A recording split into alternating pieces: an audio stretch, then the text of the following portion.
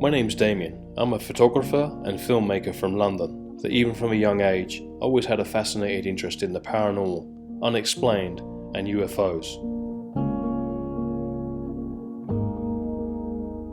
That's me right there. I'm on my way to Sedona right now after hearing about an infamous character from the locals called Hoodoo Tall. Apparently he's a monster tracker, and after contacting him on social media, he tells me he's been finding some strange footprints on his camping trips, so he's invited me out with a camera on one of his expeditions.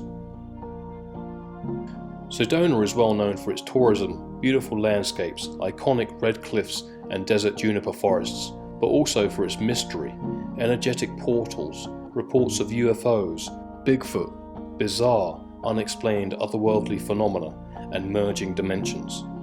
I wouldn't normally make a documentary like this, but seeing as UFOs have recently been disclosed by the Navy as a hot topic, and even NASA's administrator Bill Nelson recently commented he thinks we're not alone in the universe, I thought I'd jump at the chance. Some of you have probably heard of the Blind Frog, Stardust, or Skinwalker Ranch on the TV. Well, apparently there are many more of these paranormal ranches across the United States where strange and unexplained things happen. Why ranches? Who knows? Maybe they exist on some kind of energetic ley lines or interdimensional portals where some very strange and unusual things have been seen and experienced. I'm slightly nervous about what's waiting for me, but excited at the same time. Get ready for the ride. I think you're going to be intrigued by this journey into the paranormal, the now fabled Bradshaw Ranch, and the story of Hoodoo Tall.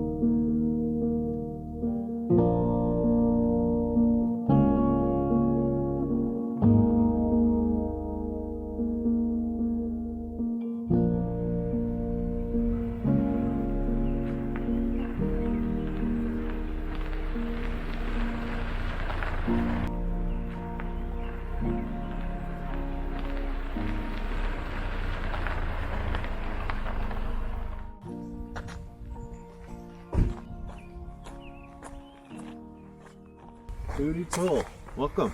Good to finally meet you. Yeah, I'm glad I finally decided to let somebody else come down and join on my little expeditions and see what's going on out here. Just this morning I was out under the Midgley Bridge, which I haven't been down there before, and found a good 16-inch footprint. Wow. Walking around, and I was walking just through to where the berry bushes are. So something big was walking through there just this morning to go get some breakfast. You think it was a Bigfoot? This footprint had that shape to it. It had a wide heel, wide all the way through with a mid-tarsal break, a ridge across the middle, and that's how that primate foot works. But I do find tracks from other things out here, so there's not just a big, hairy, bipedal animal. There's other things too. Wow. I think just a few days with me out here and a little bit of luck, and you'll be able to see many different things. I'm excited. Perfect. Good. I'm excited to be here. This is great. Come get settled. Nice camp.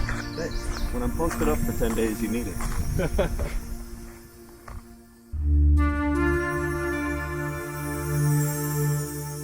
It was 100 degrees in Sedona, and Hoodoo Tall had set up a small camp in a woodland area down by a stream that had crawfish swimming. He said he had some interesting things to show me. But first I wanted to sit down and find out a little bit more about him. Hoodoo Tall, thanks for meeting with me today. Yeah, I'm glad you came down.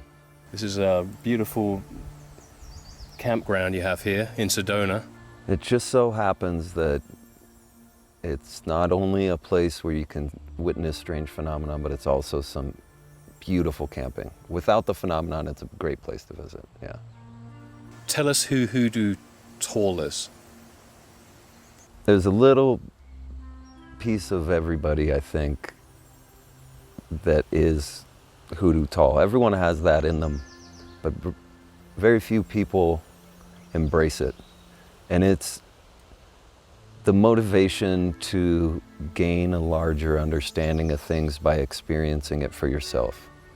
You can read books and hear other people's stories about what they've seen and heard or experienced, but you'll never know for yourself unless you see it and you feel it. You understand the sensation that comes along with those experiences. And hearing stories my whole life growing up on late night talk radio and things of all these encounters people had, and I hadn't had one before. And it took me obviously a while to find a place where I could do that, but I noticed that a lot of people wouldn't go do it with me. Even though they had the same interests and, the same questions, not many people were willing to just take a boots on the ground mentality to understand these strange things that growing up I was told these things don't exist. And then you find a place where they all exist. And you realize that all those people who told you that, they didn't really know or understand what was going on, but it's a safe and easy decision to just say it's not real. Because to say it is real requires understanding something that we don't have a description of. And I took the impression that the only way I would get an understanding of it is if I was able to experience it myself. So I think that's the real story behind it. It isn't about a person. It's about the information and how available that information is to everybody if they go somewhere to experience it. You can't get the full story from sitting at home. You just can't. You can come up with ideas and theories, but a few days out here will destroy all those theories and ideas because you'll see something that you can't explain rationally. Whether it's on the ground or in the sky, you see them both. And for me, the interest in these bizarre things was kind of always there. And in the last 20 years of my life, in my free time, I would study ancient ruins and ancient civilizations. And all those ancient cultures always seem to mention something about things coming from the sky, people in the sky. And since they didn't communicate with each other, apparently, to me it seemed that they had to be telling some sort of truth. There had to be something to it.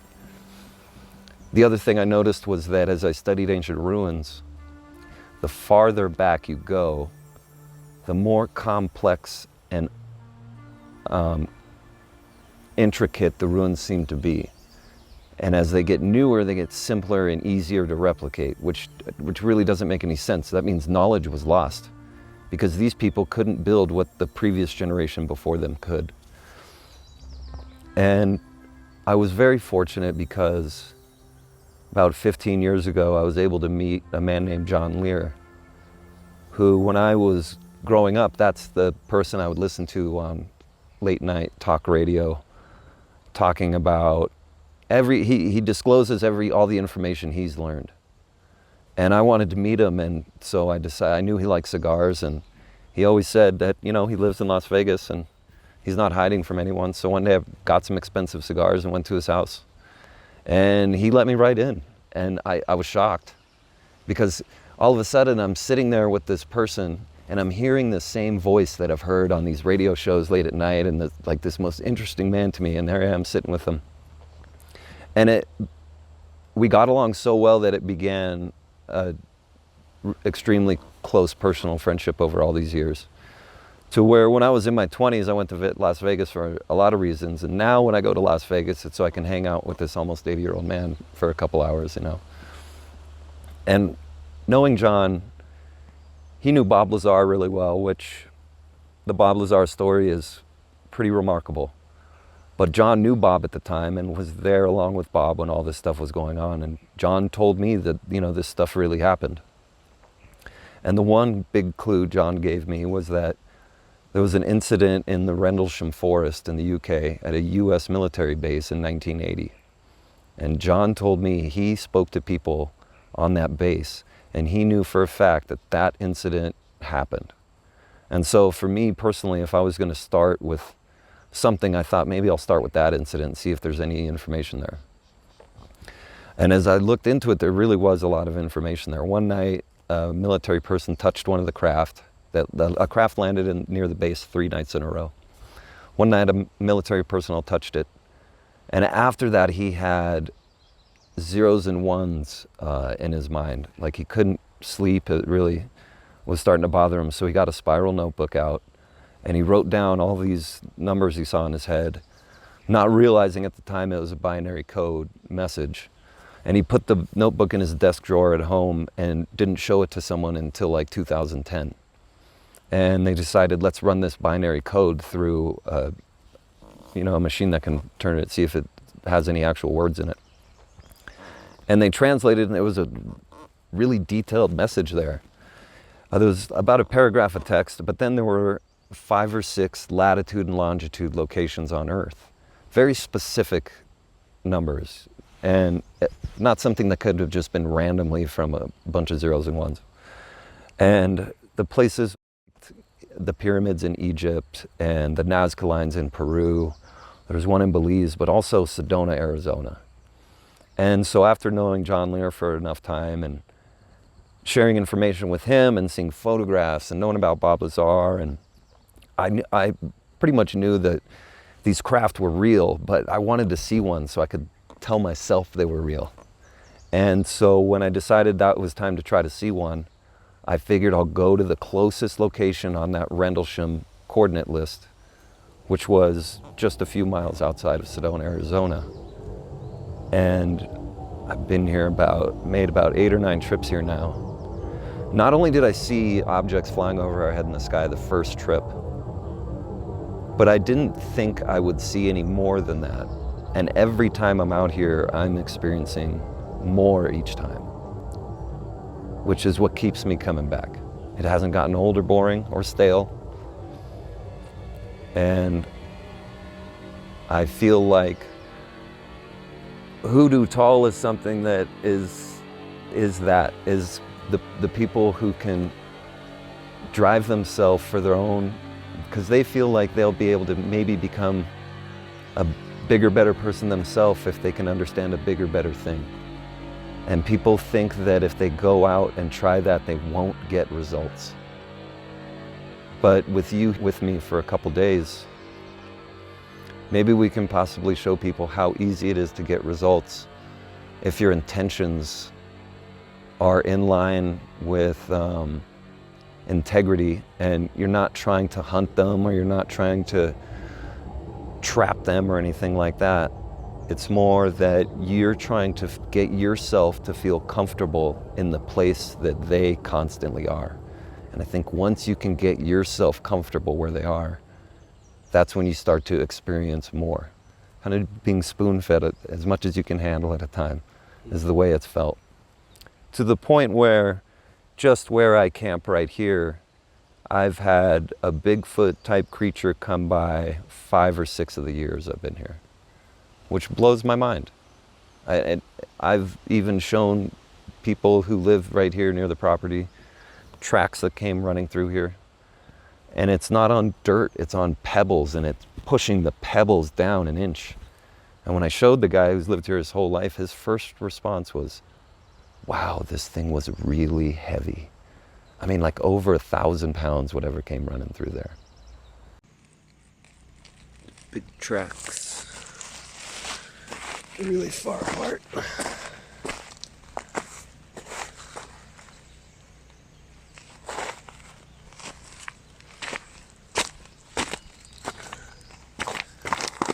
So it's like from here to get to that one.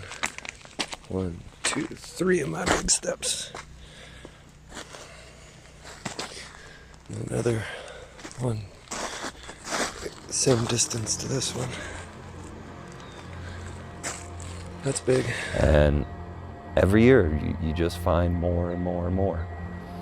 And it took me a few years of being out here until I heard about the Bradshaw Ranch. I don't know why that location isn't more known to people interested in this phenomenon, because most of us have heard about the Skinwalker Ranch, and it's an interesting place, but they can't capture any of the phenomenon on video, and they can't get photos of things, but they can see it. However, when the Bradshaws lived on this ranch, they had no problem capturing it. I mean, a big image would appear in the sky at night right in front of the house, and she could go out and shoot photos of it. And it's remarkable. And I happened to finally meet up with a man named Tom who would research with the Bradshaws when they lived there. And he's been in Sedona, you know, his whole adult life and researched this for 30, 40 years now. And he told me that he thinks that the ranch activity is dead now. And I said, okay, well, I still want to go check the place out, because he told me that all the strange phenomenon there, no people or animals were ever hurt. And that's a big difference between the Skinwalker Ranch and the Bradshaw Ranch. No animal mutilations. I had never heard of anyone getting scratched or anything. So I felt comfortable going there. I felt nervous, but I felt like I'd come out okay. And the first time I went there, I found tracks all over the place. One of the weirdest ones wasn't of a foot. It was more of a shoe, like it wasn't a bare foot. It was a shoe type thing. I mean, I have a picture with my foot next to it because I was so confused at what I was looking at. It didn't look like a mark from something's foot to me. It was too big. And when I showed it to Tom, he showed me a photo from 30 years ago of the exact same track and the exact same property. So I told him, well, obviously the activity there isn't dead, because I'm finding the same footprints and tracks you found out there 30 years ago. Not only that one, but also tracks I found out there. If I had to describe what the creature looked like, it has feet like a cat, but the size of an elephant, and walks on 2 legs. But they're like cat feet, and it walks just only on 2 feet. I mean, that's not a Bigfoot. So there's something on the ranch that's more than just the average phenomenon people report. Linda Bradshaw had seen a portal just open up on the property and something walk out of it, and I haven't seen that there yet, but I hope that if people understand they can get some results, that it will encourage them a little bit to try. That's what John Lear did for me. He told me he learned all this stuff because him and Bob Lazar would get in the car and they would go and drive and track these people down and get this information and that. And he said people don't do that anymore. And man, that really stuck with me, because I was like, yeah, I'm going to go be like John Lear used to be. I want to go see it for myself. And when I experience something, let it change the opinion I had. Don't go into this with a certain opinion and then try to force the evidence to fit it. You really need to go in willing to be open to what's going to happen, and then try to process it from there. Or else you're just going to spin yourself in circles and you won't get anywhere. You mentioned about seeing objects over your heads, and I know you've been on the UFO tours. So that was when I made my first trip out here, I had looked up some things to do, and I heard there was a woman in town with military night vision, money back guarantee to see UFOs. And I was like, okay, well, I'm taking a trip out there to see UFOs, so let's go ahead and do that. And it was the most impressive thing I had ever seen. With her night vision, you see 50,000 times more stars, which gives you a better backdrop to notice when something is moving versus a dark sky. And in the few hours you're out there, you'll see 60 to 80 objects that don't fit the description of known things. They aren't moving like satellites or planes or meteorites or helicopters. The lights don't match any of those things. The way they fly doesn't match anything we could understand. And every time I've come out here, I've gone on the tour with her, sometimes a few nights. It was the 9th time I went out with her that I got to see a structured object in the sky, not just lights flying overhead, which we've seen formations of lights. I've seen them in pairs and triples. But to see a solid object flying over your head, and it flew over us 6 or 7 times at least, was still a bit of a shock to the system. And this object, without night vision, you couldn't see it most of the time. There was a few times it was lower on the horizon, you could see it without night vision. But when it was above our head, it was invisible. But if you put night vision on, you can see it, and you can see its bending light around it. And without night vision, we pointed our lasers at it, and it refracted our lasers. So that was the strange thing. When you're looking at an empty sky, and you point a laser above your head, and it's bouncing off a metal object that you can't see. One of the stranger things I've ever seen. And as we saw it more fly by, it was kind of boomerang shaped. It would kind of fly along the horizon, and then it lit up a big bright orange amber and zoomed off into nowhere. It took 9 times going out on a tour in Sedona before I got to see that. And I felt pretty fortunate. I think it's a little over 1,300 tours she's given, and I think she's seen 55 structured craft, she said.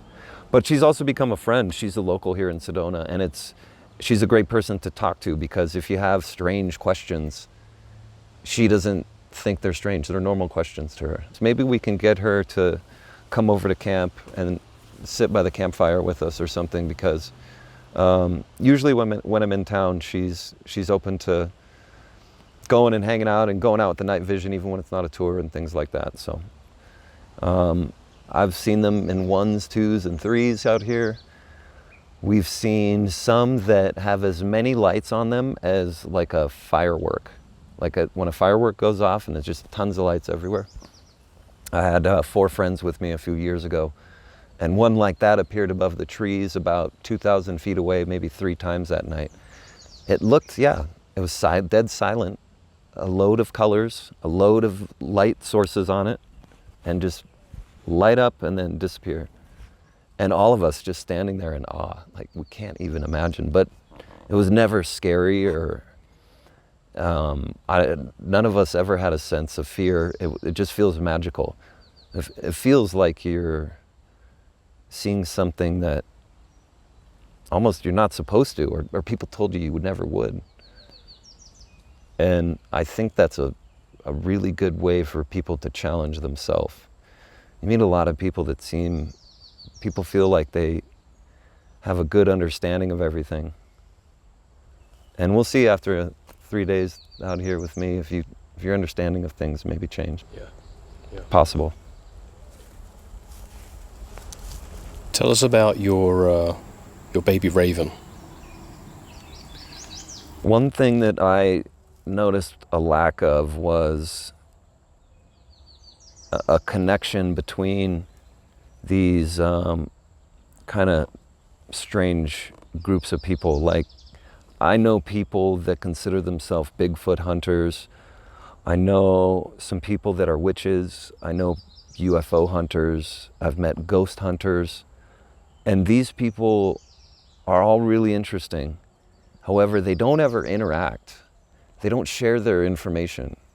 And I think that compartmentalization is a serious step back for understanding it all, because if you were to find interest in all those things, I think you start to see there's a bigger connection between them all. And so instead of getting stuck in one little subject, I wanted to make like a little symbol for the people like you and I, who find interest in all of it. And we don't judge people in a bad way. We're interested in hearing their stories about their bizarre experiences, because we can add it to our collected understanding. Like, not just one here, but the more information we gather, then this bigger balloon of understanding we'll have. And when I thought about like a symbol that would mean that, ravens have an important meaning in a lot of cultures, ancient, current. And within the last couple of years, scientists actually said that ravens are only the 3rd self-aware animal on the planet, with humans and apes being the other 2. Saying ravens actually know what they are and what they're doing. And that probably makes sense why ancient cultures would see them as so wise and, consider them symbols of wisdom. And they also, I was thinking about that, and I said, well, that's the kind of general understanding I think we all want, that wisdom like a raven is seen to have, kind of know a little bit about everything. But I understood that we're not that. But what would we be if we wanted to, through experience, mature ourselves to being like a raven and be like, well, we would be a baby raven. We're not soaring through the air on the wings of wisdom. Our feet are on the ground and we're flapping around like little children trying to gain an understanding of who and what we are so that we can even get to that point. And so I like a lot of old artwork. I've studied petroglyphs and Nordic art and stuff. And so I wanted to just come up with like a simple little baby raven symbol, like no copyright on it, just free for all of us out there to use and to add our own little things to it, to make our own personal little, signet kind of logo. And that I think like the coolest thing would be is if you were out somewhere and you're interested in this stuff and you saw somebody with a patch on or a pin on with that logo, and you could go up to them because that means they're willing to talk about all that stuff. And so if it's just 3-4 of us out here with hats and pins and we all know each other, that's fine. It'll be fun just for us. But I hope maybe that concept of you're just a little baby raven trying to go through the experiences needed in order to mature to that level of wisdom, maybe more people will get a little more motivated to kind of join into that movement a little bit. It really comes down to just self-health. I mean, it's a mental thing to make you a better, stronger person. And yeah, I like it. A couple of my friends like it. So like I said, that's good enough. But it would be really cool, I think, if other people liked it. And like I said, you're walking out somewhere and you see a t-shirt somebody made themselves with a little baby raven on it. It would be really cool. Then you feel safe, like you're in a little fraternity or something with these other kind of weirdos. The ones who really we don't have like our own group, we don't have like a clique we hang out with. We're kind of oddballs in the back of the room, and maybe that little baby bird brings us together in our own little safe space. John Lear turned me on to an author who writes books that are his idea or his understanding of the history of our solar system. And his name is Lou Baldwin. And his books are not expensive. They're a couple bucks on Kindle. He's not trying to get money or get rich off it or be famous off it. He just wanted to be able to share the information he knew. And one of the things he said was that the Bigfoot creatures aren't native to Earth. He said they're native to Mars, but they're some kind of secret agent. Even with what he knew, he didn't know what they do, but he said that they have the ability to travel without the need of a ship. They don't need a UFO to fly around. And that made sense in the sense that I've heard probably 4 or 5 stories of people saying, in these weird places, this big ball of light opens up and this big hairy creature walked out of it. And Lou also mentioned that about half of them are actually big, hairy beings. And the other half, he says, are more of like a really advanced being putting on a big, hairy suit so it could come to Earth for a particular reason and survive in Earth's atmosphere. That's like, it's like we wear a space suit to go into space. It, I guess, wears an Earth suit to come do stuff on Earth. And, who am I to tell him he's wrong? I'm just trying to take in information and see if I can ever experience anything that backs anything up. So his idea makes just as much sense to me as anyone else's. But I think everyone should read through Lou's books. He has a load of them on UFOs and what happened to the crash at Roswell. And his stuff makes sense when you read it. I usually, when he comes out with a book, I usually just sit and read it in one sitting because you just want to. It's just fascinating. Even if you just take it as fiction, it's one of the most interesting, detailed, and amazing books I've ever read. All his books are. I think if you can get yourself to feel comfortable in this place, that'll really open up to experience something that can reshape your perspective. I think that's what all of us should try to get out and do. Grow as an individual. Understand something you thought you never would. It was 100 degrees and it had been a long day, but I was ready to have my perspective reshaped. I was excited to see the ranch, so off we went. Along the way we saw ATVs and tourists enjoying themselves on off-road vehicles.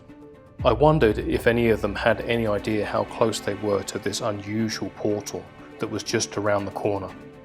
Probably not.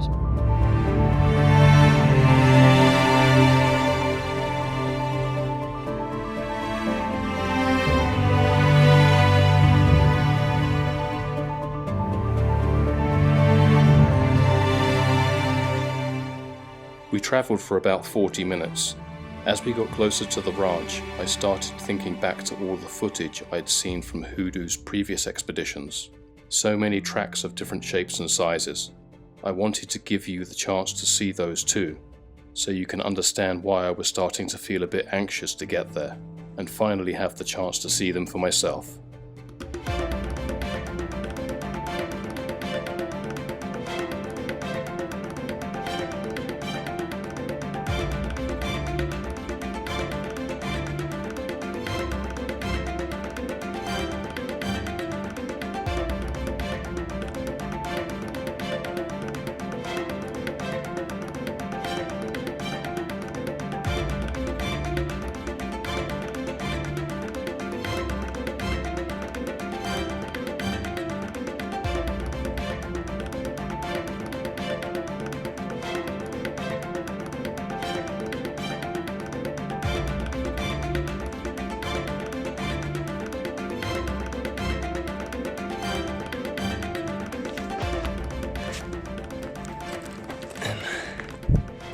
Huge. You can see it walking off. Finding a lot of these big footprints here at the ranch, like size of my hand, really deep. So there's one here.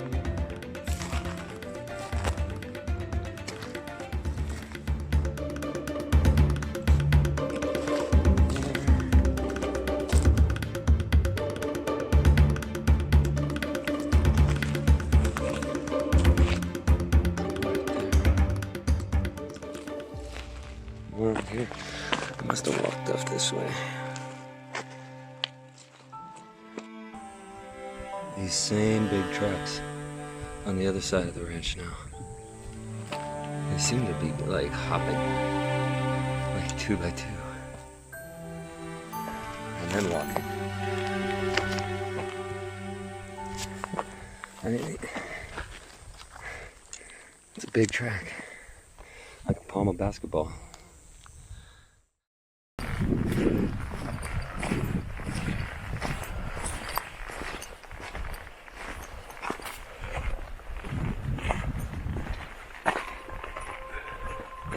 That's their agricultural project on the sign. Like they're actually, there's no agricultural project. You know? He was right. There was no agricultural experiment to speak of that I could see. There was only sensors and antennas. So the first part here is the original homestead that was there when the Bradshaws bought the place, the property. And it was built in like the teens or the 20s. And then the Bradshaws built their main house next to it. And then across a dry creek over there used to be an old west town where they would film movies. There's not much left of it, but when the Bradshaws lived here, that's where the Bigfoot lived, is down in the old west town.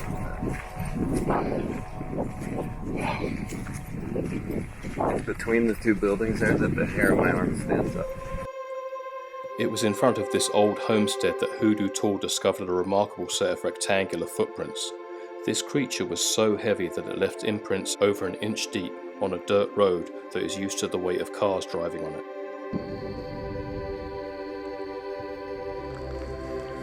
So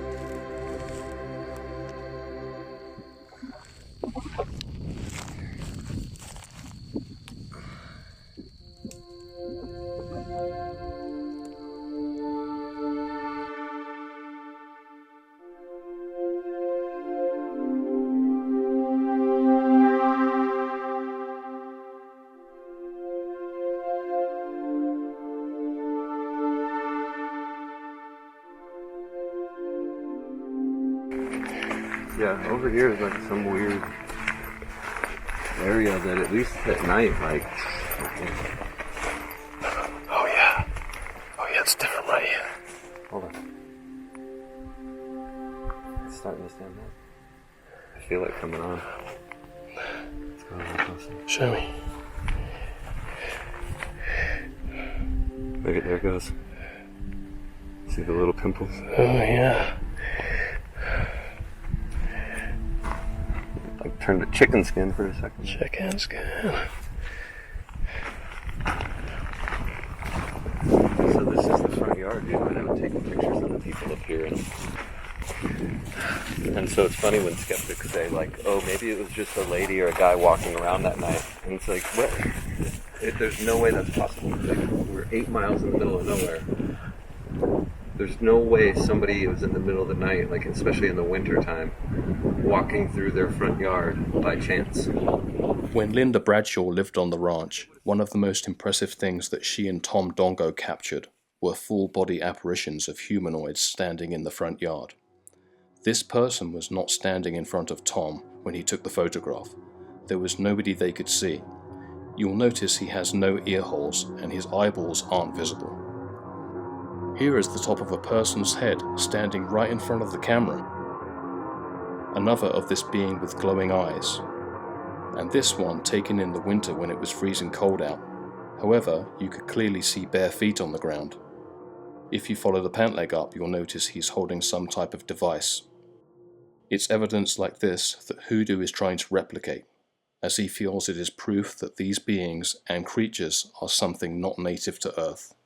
Tom Dongo provided us with this vintage news footage about the Bradshaw Ranch so that we could share more of the story with you. Linda Bradshaw's family ranch in Sedona, Arizona seems pretty typical at first glance. They've got horses, rustic buildings, and great desert views. Oh, and they say there's one more thing. They also have a portal to another dimension. I've been in this country for 50 years, and I finally saw something that proved that there was UFOs and spaceships. I was awestruck.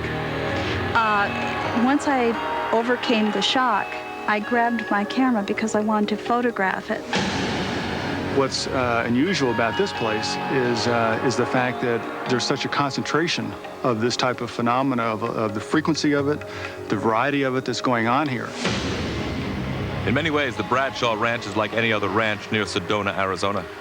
But it's also becoming known as a center of unexplained phenomena, and perhaps a window to other worlds. What you are seeing is videotape footage of a UFO shot at the Bradshaw Ranch on a typical night. It is for this reason that the ranch is taking on a new name, Galactic Park. We saw this spaceship almost immediately, 40 or 50 balls of light come fast. They were traveling fast down that hillside and right into the ranch. It was really a spectacular thing to see. For Bob Bradshaw and his wife Linda, it all started when they began witnessing strange phenomena that neither could explain. I saw some really incredible things. I saw a red ball of light shoot straight into the sky and shoot out. I saw UFOs. And while I was photographing all of this, I sensed something behind me. And I turned around, and right above the bush was a pulsating ball of light, and it was beamed right at me. When Linda first told her son Victor, he was skeptical. I would tell him, these things are out there, and he used to tease me. He would come into my home humming the Twilight Zone theme to give me a hard time. But now Victor is a believer. While hiking near the property one day, he witnessed and recorded strange phenomena with his video camera. I'm very familiar with the territory and the animals in this area, and I'd seen some animals that I've never known to exist. The Bradshaws started capturing so many unexplainable images, they called in internationally known author and UFO researcher Tom Dongo. He's co-written a book about the paranormal activity of the area. I got my camera out and took some photographs, random photographs. These are just random photographs in any direction. and I got some of the same sort of thing, but different. What I got was different from what Linda got. Linda shot a strange photograph that appeared to her to be an enormous movie screen in the sky. A huge, brilliant light showed up in the sky. It was octangular. I got 2 frames before it flicked back out again. All I could see with my eye was the light, but when I picked up the photograph, there was a picture of another place. It showed a ship flying through the air, telephone pole. There are no telephone poles here. It almost looks like it might be on the shore of an ocean, and there was a humanoid in the far left corner. We feel that this is indicative of showing us that there is another dimension right here. There is a connection. There is an opening. On Bob and Linda's invitation, we sent a camera crew to Bradshaw Ranch to see for ourselves. Our night vision cameras did capture something we can't explain. A strange strobing light that amazed the Bradshaws and our crew. Here's one right there. We've got one of the major ones on the right with the gold. Yep. So that one just popped right up, didn't it? Yep. Yeah, and it's still there. And I'm going to go to the doubler, so I'm going to increase the magnification. Oh, it looks like it's cut. It seems like it's very slowly moves. It is a pyramid. These strange UFOs may seem fantastic, but Tom Dongo says they are familiar visitors to the ranch and can be seen almost nightly. Well, that's one of them. Now it'll probably blink out in a second, but you'll notice it's almost not moving, and it'll get dimmer and brighter and dimmer and brighter. Very, very odd phenomena. Just popped right out. One evening, Tom took the spotlight and flashed 3 times. It flashed back at us 3 times. At that point, we knew that there was an intelligence. What are these unexplainable sightings? And why does it happen so frequently here near Sedona? Could there be a stargate or portal to other dimensions? According to UFO researchers like Brian Myers, the answer may be found in science. Well, the scientific community has done a lot of research on dimensions. They have established that there are multiple dimensions existing in the same space. Now, why certain areas are like bleed-through areas or merging points or what people are calling portals, we don't know that. Sedona, for centuries thought to be a mystical place, a sacred location where strange and inexplicable things happen. Now photographic evidence seems to support these legends, and thanks to a special agreement, the Bradshaw Ranch will soon be a research site on multiple dimensions and UFOs. In the 1950s, the Bradshaw Ranch used to be an old Western movie set. Elvis Presley once shot a movie here. The geology has sand-like crystalline fine powder on the ground. Apparently there's great power in crystals that we don't quite understand yet. Maybe that's why such strange things happen here.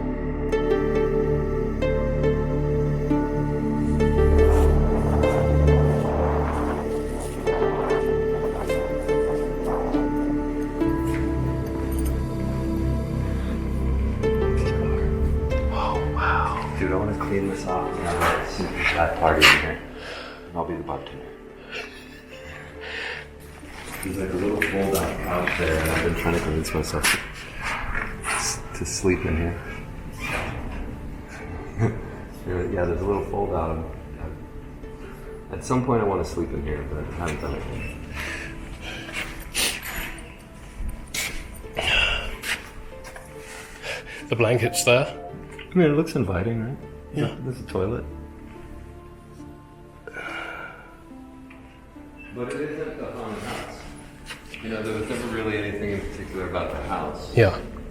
Well, that's good. Yeah. It's good for me anyway. Now, the old West Town, that's where, like, so many times the Bigfoot creature would appear and come from is that part of the property. Oh, okay. And so when we were here last October, this is where we were standing when the Bigfoot picked up a log and started smashing it against the structure over there. So like you can just see the top of it. But it was so loud, it sounded like somebody was tearing a building down. I mean, like, I've never heard anything like it. I haven't. And that was the only live thing I've seen. Like I can find tracks and everything, but that was only like live in town.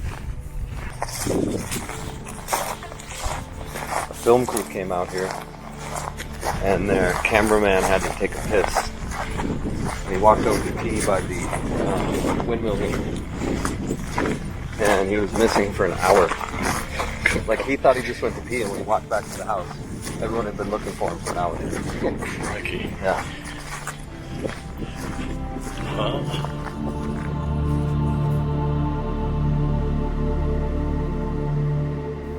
Wow, it's glittering. Look at it. The whole earth is like that here. It's crazy, huh? Like we're walking on rock like that.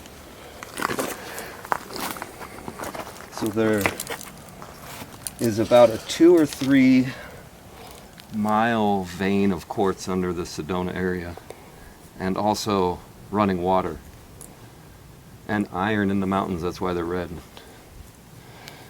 And I'm sure that helps explain why all the phenomenon happens here. Like, maybe that has something to do with it all. It seems like it would.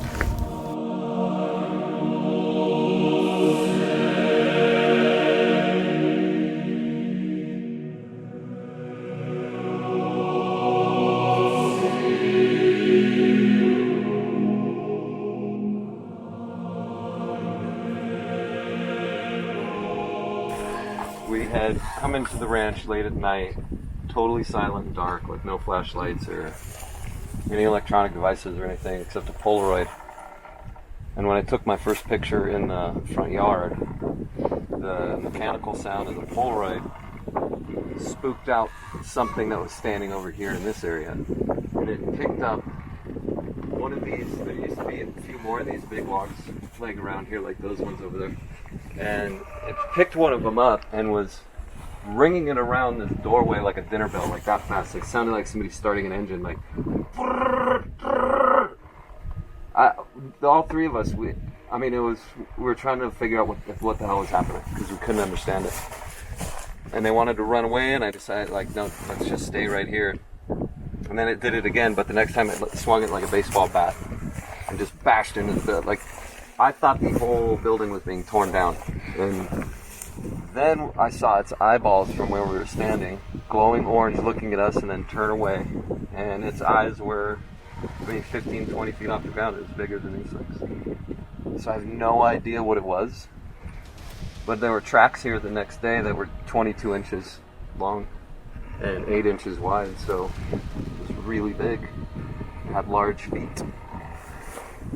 I didn't see it, so I can't say it was like a big ape-looking creature, because other things are out here too.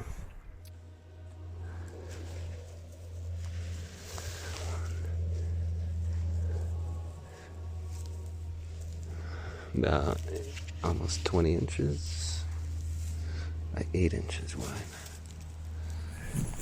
So it was a log like this one, or this one, that it picked up and started bashing around that night we were here. We were standing just over there, and when I saw its eyeballs, it was standing here, right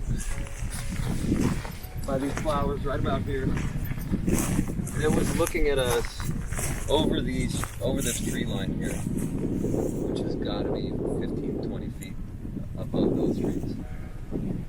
Because I could see its eyes looking down at us from over here.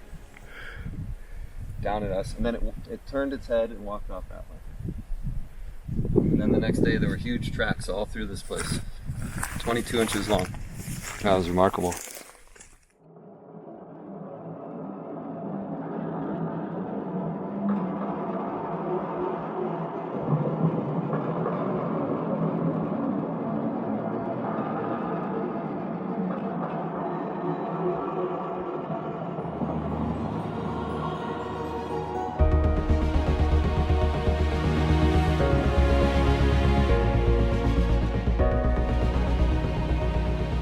This is where it lives, is in this part of the old west town down here.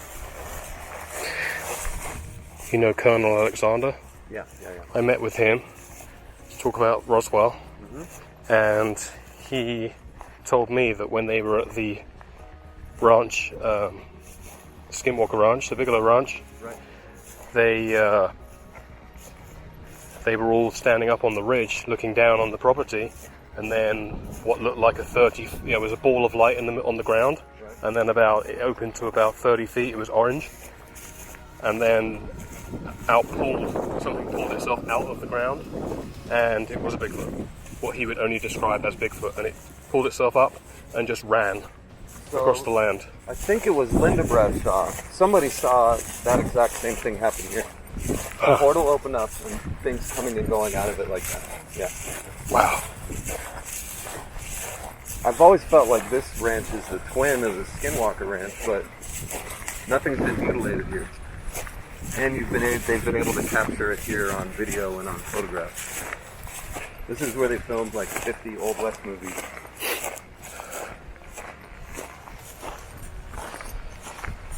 That white building, the far one there, is where I left a couple items out. So we'll go check. Okay. I mean, they're not gonna. I doubt they're gonna be even touched, but it'd be neat if they were, you know, or if they were just all gone. It doesn't seem like the Bigfoots are native to Earth, and so I left a book in there that's like a picture book of the solar system and a Sharpie. Because one person I met, who I have every reason to believe, he said that they're native to Mars and that they have the ability to jump back and forth. And so I figured, if that's true, maybe I could leave a book out there, and maybe they'll grab the Sharpie and circle, you know. I just want to try things out to see if there's any type of response. I'm not saying I think it'll work.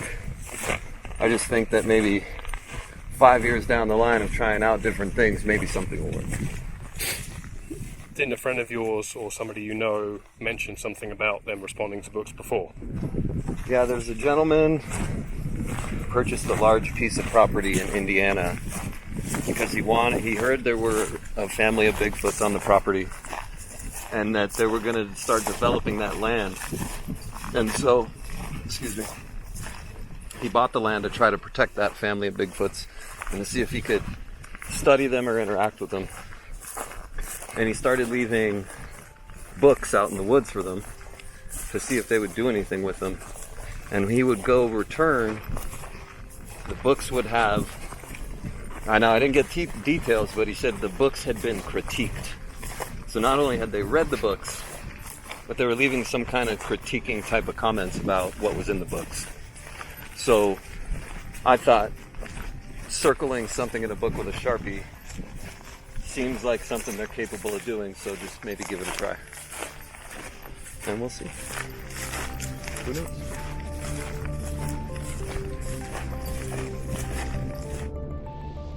As we went to check out the gift exchange Hoodoo Tall had set up for the creatures, we encountered a rattlesnake that was coiled up and was guarding the doorway entrance to the outhouse.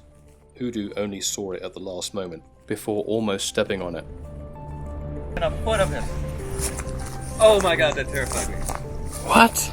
There's a giant. We'll go look and peek carefully. Okay. Yeah. And that's why I made that leg armor, because the grass out here is usually very long. Yeah. When I saw they cut it, I didn't put it on. But I made it specifically so a snake wouldn't bite me. And now I almost got bit by a rattlesnake. However, if you look down where you're walking, you don't get bit by that.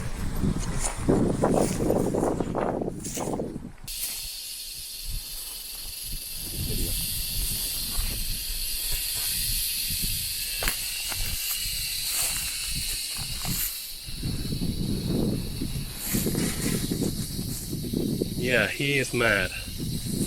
Not gonna mess with him. I guess we're not supposed to go in there today. Obviously. He's like guarding it. Maybe I was right that that's a special room. Yeah. Okay, so I did peek through the window, and the book and the Sharpie I left are still there. However, there's a nice big rock on the table that wasn't there when I left the stuff.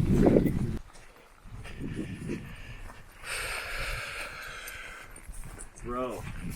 Wow, that was wild. That was He was super camo there too, wasn't he? Should we peek through the window? Yeah, I'm just looking over. Yeah, be aware of snakes, absolutely. They can be under things as well, so be careful. Yeah, there's a big rock on the table that wasn't there. I don't remember that rock there.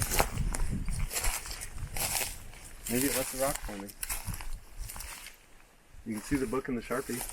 There were two other small items on the table that I left, but I can't see it. Look at that little shit by the door. Yeah. I mean, that giant shit. He's big. Yes, look at him. There's a rock there now. There is a rock next to where you left the book. And I don't remember that rock being there when I left this stuff.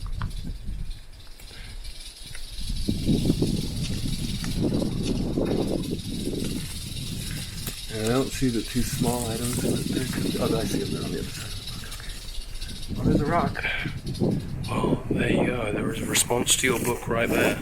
And I mean, how would the rock get a reptilian guarding it? There's a reptilian guiding it. I don't think I've ever met a rattlesnake before. It's my first time. They really rattle, huh? It's a pretty ferocious sound. Did you hear that? Yeah. Something just smashed a piece of wood. What did you? I heard wood breaking. Sounded like metal moving. Or metal moving. It sounded like a smacking.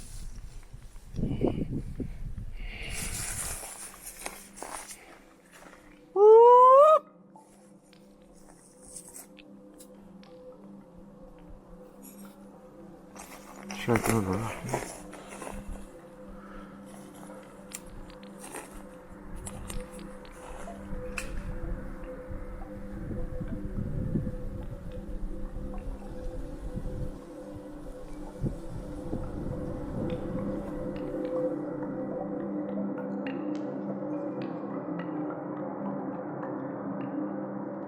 Hoodoo Tall took me up the Bradshaw Hill to show me some footprints that he found last year, but due to the conditions were still there. The creature's feet pressed the rocks deep into the ground, and as the rains came they filled in with silt. We're talking. And we got here. You can see it walking all this way. I mean, this tracking is really big. Looking at 11 inches by 8 inches. Something big walked right through here. 1, 2, 3, 4, 5, 6, 7, 8.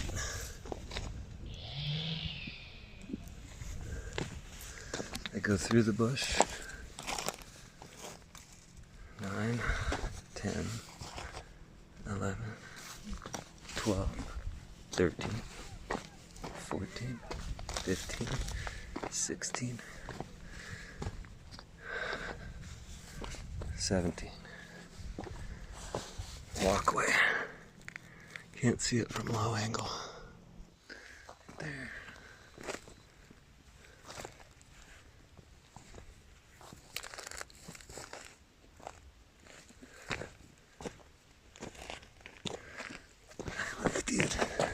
Oh yeah, that's so weird. They're just like round. So last October out here was my first winter trip, and I found this string of tracks.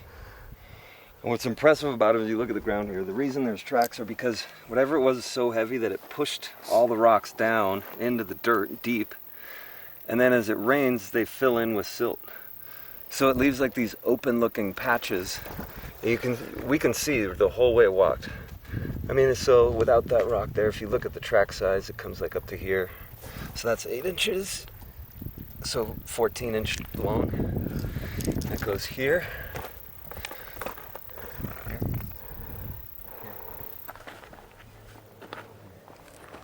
I mean, there's about 20 footprints walking all through here, through the tree,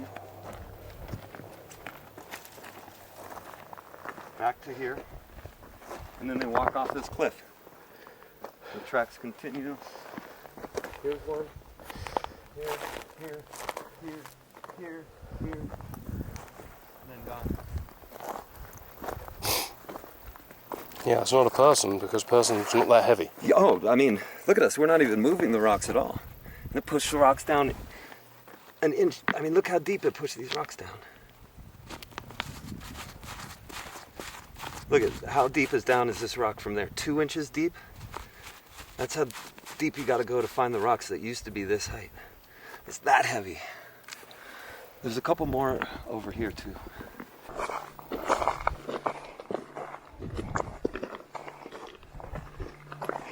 You can see it again right here. And we're talking, once again, about 14 inches long right there. to there. It's right there. So it stepped here, here, here, here, here. And heavy. Big steps too. Yeah. As we made our way down the Bradshaw Hill, we found current tracks as well. This creature obviously hasn't finished exploring the property. Impression right here. I don't see like a rock that was split though. That's still in the dirt. And then there's another one here that's smaller. There's a third one here. Well, they do say that entities are seen out here. We decided to head out to other parts of the ranch and see if we could find any new tracks. It didn't take us very long. Here's one, this indentation right here, this big. And here's the other one, which is a little more clear. 1, 2, so it stood right here. Stepped here, there's another big one. And then stepped here, there's a fourth one. Right here. See, it's all pushed down. I mean, my hand is 8 inches from here to here. So, maybe 14 inches by 15 inches. I mean, you could see another flattened out spot right here where it probably took another step. It's a big animal. Those are monstrous footprints. How much do you think something like that would weigh? Well, look, I'm 175 pounds and I'll step right next to it. Even if I jump on it. This is at least twice as deep and it's been filled in some. And it doesn't look like it was jumping, it looks like it was just walking. So if I just walk, it's 5 or 6 times as deep as my footprint. You're looking at 800 pounds or more. Because it's easy to push down an inch, but once you get down 3 inches like that, it's really hot. You know, it takes exponential force to keep compressing it down. So it could have weighed 1,500 pounds to go that deep. It's hard to say. Yeah. It's not a linear ratio compared to my 1 inch or ½ inch deep track. Oh, shit.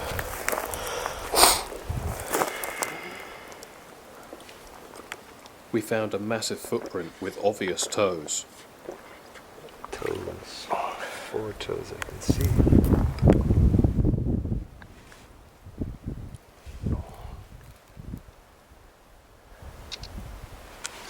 But if you look right here, look, there's big indentations in a walking pattern over to where we were. Like right here, like ba-boom, ba-boom, ba-boom, ba-boom, like, you know. Certainly seems like someone probably did it. Alright, let's go back to the car and go to the actual house.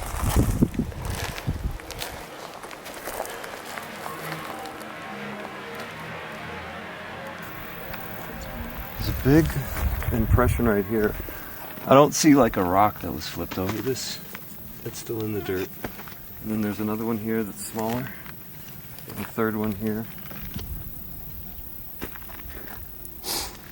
The variety of paranormal activity on this property is unlike any other place I've seen. I don't think I've seen a location that had what some people would call ghost activity, Bigfoots, UFOs, portals opening up. There's one that a big rectangular white box appeared in the sky at night for Linda Bradshaw. She has photographs of that too, and it had a scene from like another world in it. And it's just, it blew my mind that all that stuff was happening in one place. And that's only the things I've heard about from the people who are here. You know, I didn't hear about everything from them. I'm sure they have another 150 stories I haven't heard. So I never try to assume that there's only 1 or 2 things that happen here, and just keep an open mind and don't assume every footprint is a Bigfoot. It had been a long day. It was time to take a moment to relax and reflect on some of the things that we'd seen and heard at the ranch. Hoodoo Tall took us to his favourite spot to cool off, Grasshopper Point at Oak Creek.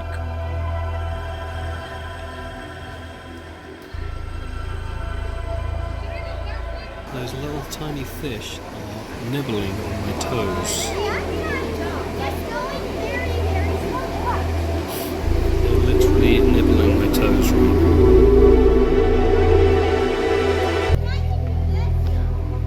Feels really strange.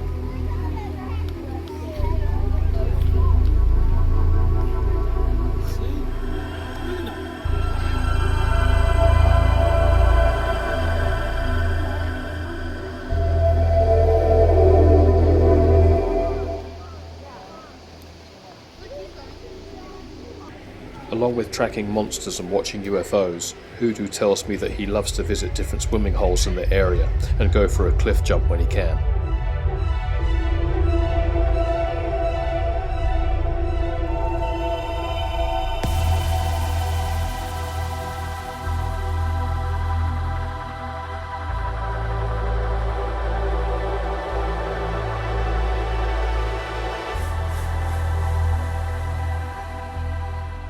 After we had taken time to reflect on the day and had a swim, we thought back to what had happened earlier with the gift exchange and the Snake Guardian. Hoodoo told me that the whole thing still had his adrenaline racing. So, after seeing what we saw at the ranch today, it took me a little time to kind of process it, but I think it's a perfect example of how to show people what synchronicity is. Because before coming out here this trip, I know there's a big field at the ranch. It has a lot of tall grass in it. And I've always wanted to walk through there in the summertime, but I've always been worried that if there's snakes out here, like they're gonna be in this big tall grass. So I wouldn't walk through there. Before coming out this trip, I said, all right, I'm gonna make myself some protective gear to stop any kind of, just keep me safe from a snake bite should one happen. Well, when we get there, that whole field has been mowed. Maybe the Forest Service did it for a fire hazard or anything. And so I told myself, oh, okay, I don't even need to put the protective gear on, because I can see where I'm walking, and I've never seen a snake out there before. So going all the way back to that small room building I left the gifts in for the Bigfoots, I turned the corner, I looked through the window from the back side, and I could see there's like a potato-sized rock on the table now. And I got super excited thinking, oh my gosh, did they leave something on the table for me? And I went around the corner, almost walked into the building without looking, and at the last second looked down, and coiled up was a 5-foot rattlesnake, just ready to go. I happened to see it just in the nick of time and back off. However, it didn't move. It was like protecting this one 10-foot by 10-foot place on the ranch where I was attempting to have an exchange happen with these beings. And it just seemed odd that, well, it didn't seem odd, it seemed like synchronicity. That's what synchronicity is, when there's so much coincidence that it can't be coincidence. The fact that I spent a couple months making protective gear to get to one location on the ranch to protect me against snakes, and then going to the ranch, not having that worry of the snakes because the grass has been cut, and then it's the only time I ever see a snake, and it's guarding the one place I need to go. It almost felt like, if I've been wondering to myself if it was a waste of time to make this protective gear, it was just like a sign that no, it wasn't, because there's an area in a paranormal place I want to go, and I've only made myself protective gear for like one type of animal, and I just found it almost comical that that one particular type of animal would be sitting guarding the place I need to go. It's like a video game, you leveled up your armor, like, so you're only going to face that level of foe. There could have been so many animals there, and that snake had no business being in the house. It's not going to eat in there. There's plenty of other shady places. And the whole thing just seemed too much coincidence. I can't quite figure it out yet, but it's one of those experiences on the ranch that just makes you want to keep going back.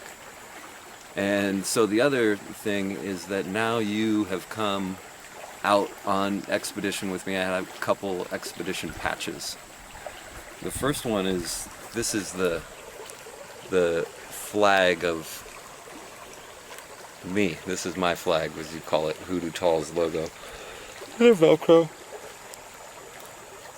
And then this one is for you because you were out and found a live track with me. I made these to commemorate when people are with me and we find a live footprint. So you have 2 expedition patches. That's awesome, thank you. I'll get them on my, put them on my jacket. This one is a good showing of how you can customize the baby raven to make your own individual version of it. I added a gibbous moon. The crescent is black, so the rest of the moon is the gibbous moon.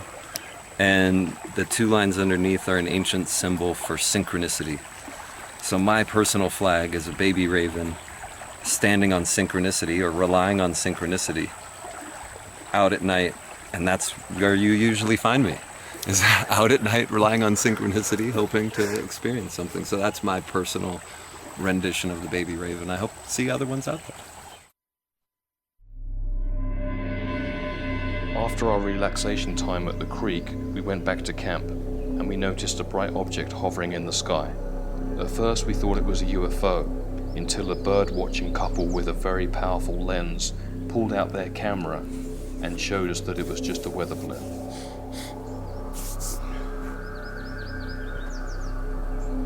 Yeah, that's a balloon. It looks like a balloon anyway.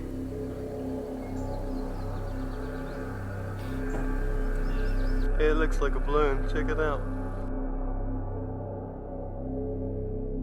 Obviously that was just a weather balloon, but that night at the camp, the strangeness began to happen.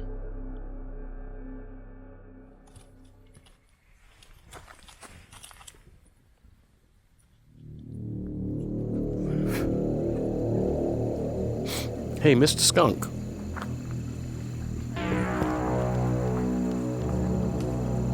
Oh, he's leaving. Okay, well, bye. Hope you found something delicious over there.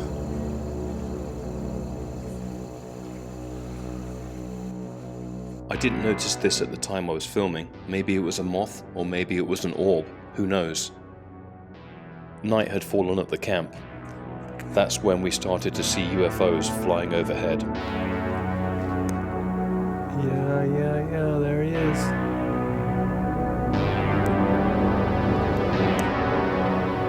A few of them reacted to the laser pointed. Come on, give us a flash. But unfortunately, on this occasion, I didn't get any of them reacting to the laser when the camera was recording.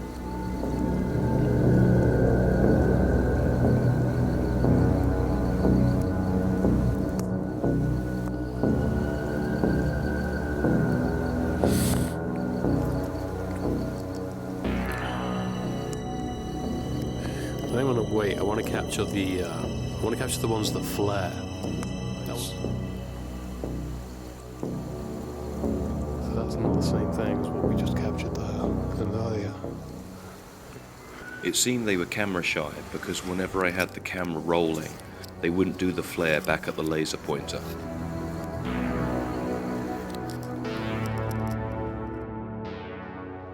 Hoodoo Tall's friend Ashley came to join us for a few days. I was excited to hear about her experiences so far and her opinions on the ranch and the area around Sedona. Yeah, my name is Ashley Badgett. I'm a habit coach and certified hypnotherapist, and I came to Sedona on a whim a few days ago with my friend Karen. She asked me if I wanted to go to a dinner party with her that I knew that she had gone to last year. Last year, the party, she described it, was epic. It had like UFO researchers and empaths and psychics and people that were really into paranormal phenomenon, and they were all coming together to just talk about their experiences. And I was like, wow, like, who do I have to be invited to a party like that? That sounds so epic. And so literally at the last minute, the party was on Saturday, and on Tuesday she's like, hey, do you want to go to this party with me? It's happening again. I was like, yes, like, oh my God, you're asking me, I'm so flattered, like, let's do it. So I dropped everything to plan to be in the car with her on Friday, but the party was on Saturday, so I really didn't fully understand why we were coming up here on Friday. And I didn't ask her, I was like too busy, I was like, I'm just going with the flow. And I dropped my car off at her place. We get in her car, we're about 5 minutes down the road, and I'm like, so what are we gonna do tonight when we get there? It's like 4 p.m., we're gonna get there at sunset. She's like, we're gonna go look for Bigfoot. And I was like, what? Like, yes, let's do it. I was so excited. She had previously told me that her June was gonna be busy too, because she's like, I don't know what I'm gonna be doing in June. There's this guy who's gonna take me to search for Bigfoot. So I thought, I was super jealous. I was like, I need to take you out for coffee, Karen, and figure out how to live like you, because you know all these interesting people. So when she told me that we were going to look for Bigfoot with this guy, that I never saw his social media, a picture of his name or anything, I was just like, oh, I'm so excited. Like, I didn't know what we would take with us. In my mind, I imagined we would just like find a spot in the woods and just sit there and wait for Bigfoot, like a sound or something. But I didn't have any questions. She didn't really have any info, so we just made our way down the road. Then we met Hoodoo Tall, and you know, he was really tall. He didn't really seem eccentric at all. He just seemed like this like guy who was like, yeah, I got some campfire and a BB gun, and I saw an axe on the ground. I didn't think anything of it. I was like, okay, he's got an axe. And, you know, he was just had all these gadgets, and we put him in the car, and we made our way. And all in the car on the way, suddenly we're on this like dirt road around no one else. All we see is like Sedona red rocks and like bushes and sage and just this dirt road in front of us, and it's really bumpy. And we're just going into the wilderness further and further away from civilization. And as we're driving, I'm thinking, I just met this guy, and he had an axe, and I have no idea who this is. He's probably going to kill us. And so suddenly I'm asking Karen, wait, how do you know this guy? Who is he? What's he going to do? And I'm making sure, do I have running shoes on? I'm just like trying to plan my escape. And because he's telling us while I'm thinking this, he's like, oh, this ranch that we're going to, it makes the hair stand up on your arm, and it's really creepy, and there's so many paranormal things that go on here. And I'm like, paranormal? I didn't sign up for this. Like, I was not ready. I was like, Bigfoot, I was kind of thinking it's kind of a joke. Like, it'd just be fun, like a fun story kind of thing. And so I am working through my fear, planning my escape, trying to figure out why I'm going into the wilderness with this person I just met. And then suddenly the car stops, and it's like, right, the sun has just set, and we are, you know, he says we're at the ranch, but I couldn't really make out anything. All I see is darkness. And him and Karen start geeking out about their gadgets that they have. Like, she has like this little night vision monocle, and he had some laser on his arm. And I was like, I'm just going to go with the flow. And if he starts acting weird, I'm just going to book it. I'm just going to run for my life. That's pretty much what we're going to do. And, but as soon as we get to, you know, a few feet away from the car, he starts pointing out where he's seen tracks, like large Bigfoot tracks, and he's pointing out with the flashlight, and they were huge. Like, you could tell that something had stepped there. It was like a triangle kind of shape, and over time it had just been filled in with dirt. Like, there weren't, and they were kind of equally spaced apart, some of them. And it was interesting how there's no machinery out there. There's no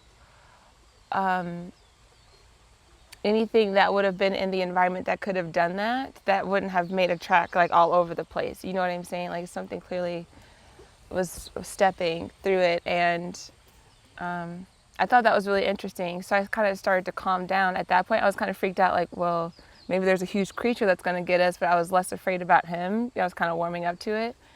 And we keep going. We go under a wire fence. We're walking a little bit further, and suddenly we're in these like dilapidated like cabin houses.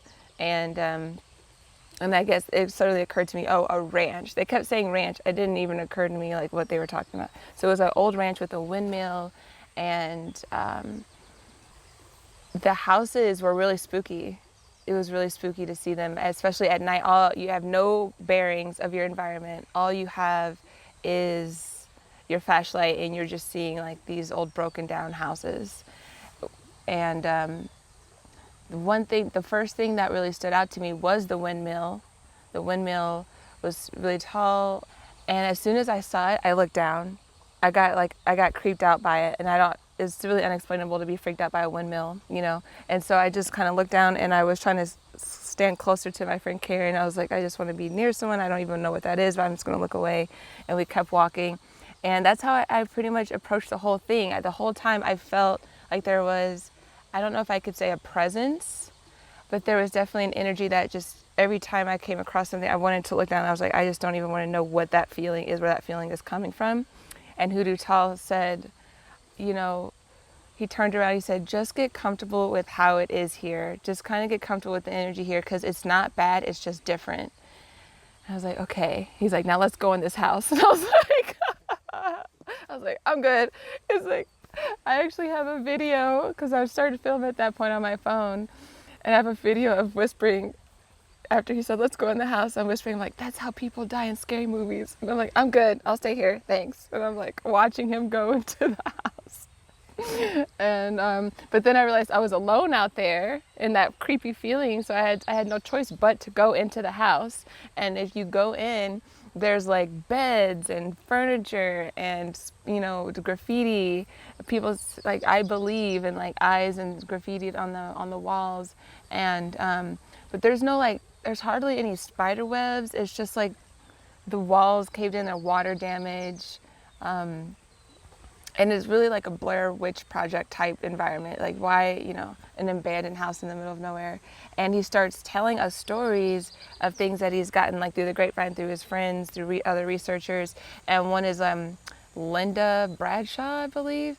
And she like took a nap on the couch, and there's a camera on the table, and over time got the film developed, and there was footage of the room, just like 360, just like pictures of the room, and they put it down on the table, and there was inexplicable. And then he starts telling, you know, we go through the house, and I'm kind of freaked out, like trying to catch my bearings, still looking for an escape route, by the way, still trying to figure out how do I get out of this house. And so we leave the house and we go back out, and we're in the yard, and he starts telling us of how they would take pictures in the yard and get them developed, and in the pictures there would just be like people in the pictures that weren't there when they took them. And I'm like, great, now I'm sitting in a ghost yard, and you know, the whole time just hoping I don't see something, because any moment you feel like you're about to see something. I don't know what's going to happen, we're just going to go with it. And then we keep going deeper and deeper into this ranch. We did look up at the sky, and we did see some activity, things that couldn't have been a satellite or a plane, because they weren't blinking and they were kind of small and moving like this. So we did see some activity as far as the UFOs go, unidentified object, but we didn't see anything close up or hover or craft or anything like that. All I can say, it did feel like otherworldly there.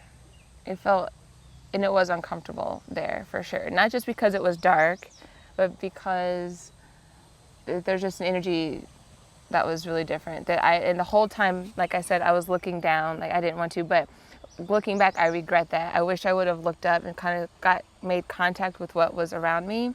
After we went to Bradshaw the next day, and we were talking to this guy who is really into the paranormal stuff, and he was saying that the fear, he believes, when you encounter paranormal stuff is something to keep you asleep, so you're less awake, right? So when so that you're not encountering these higher dimensional experiences. So I was asking him, how do you combat that? He says, well, when you have a sense or an intuition that something there, just look at it, just go through the fear, because then it's going to level you up. You're going to be able to kind of evolve and be comfortable having these experiences where you're contacting things like aliens and other dimensional beings and higher dimension, just evolving yourself and living in less fear. So I was like thinking of that as like, oh, if I ever go back to the ranch, I'm going to just keep my head up, not look down, really try to connect with what that is, because it's probably not as bad as I think it is.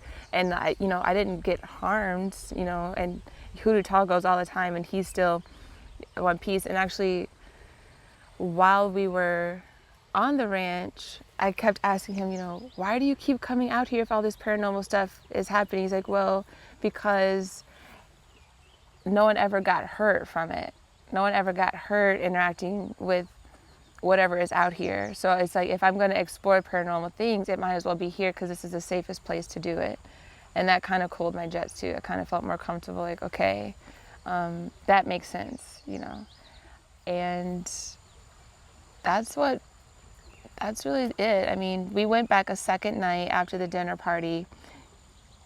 Again, I felt really uncomfortable and I was trying to face the fear, and I did a little bit better, but I still wanted to cut my time short. I was there for like 20 minutes. I was like, okay, it's time to go. Like, I don't. They also, Hoodoo Tall took photos of this open field on the ranch, and he comes over to me and he shows me an orb, like a white orb in this photo that was really high up. There's nothing to cause any glare out there. There's no one around hiking. There's just zero things. And so that's an inexplicable orb. And all I can say is, don't show me that right now. Show me when we go back to camp. I don't want to see it. I don't want to know what's here.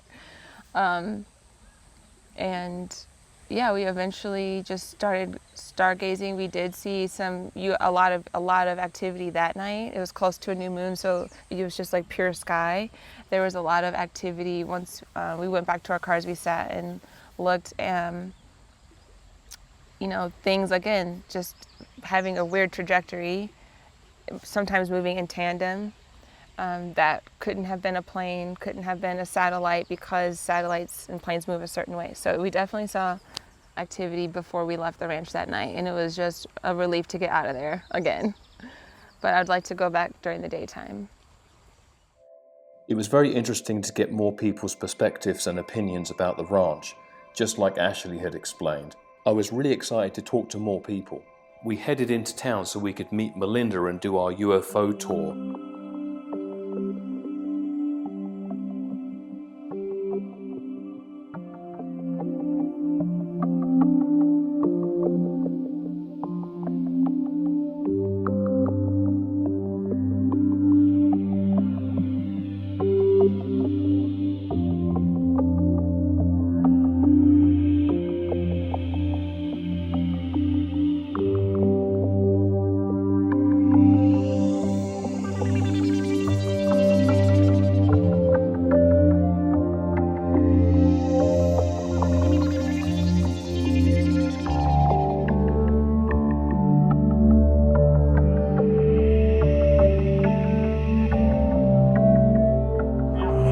I apologize for that. And then I just took some time, and I'm like, I'm going to leave in another 10 minutes later because I got to go up on the hill and look at the sky. As far as I can tell, it looks like it's going to just be too cloudy. And I won't charge my clients for staring at clouds. Clouds reflect ambient light from the city below, and they become solid white walls. So, you know, I'm with the goggles. They know that. They've used it before. And what you end up doing is just staring at clouds. Even this thin, wispy stuff, it really cuts down on the sightings. I need it to be 50, if not 75% star-filled sky to have a successful tour. Okay. So, and I went up on the hill, and as far as I can tell, it might clear much later, but it's just not looking good. I mean, I hate doing this. I mean, I hate having to cancel. I absolutely hate it. I want you guys to know. I mean, it's twofold. It's disappointing my clients, and I'm not making the money, you know. What a bummer. The UFO tour was a no-go. So instead, we decided to invite Melinda to the campground. I heard she had a lot of interesting things to say about UFOs and about the Bradshaw Ranch. Yeah, that's what she was saying. She would be like talking to them. She's like, "Can you come down, please? Can you come down, please?" And then they would? Not on that one. Not when I was with her, but she says that they had. That they'd come down low.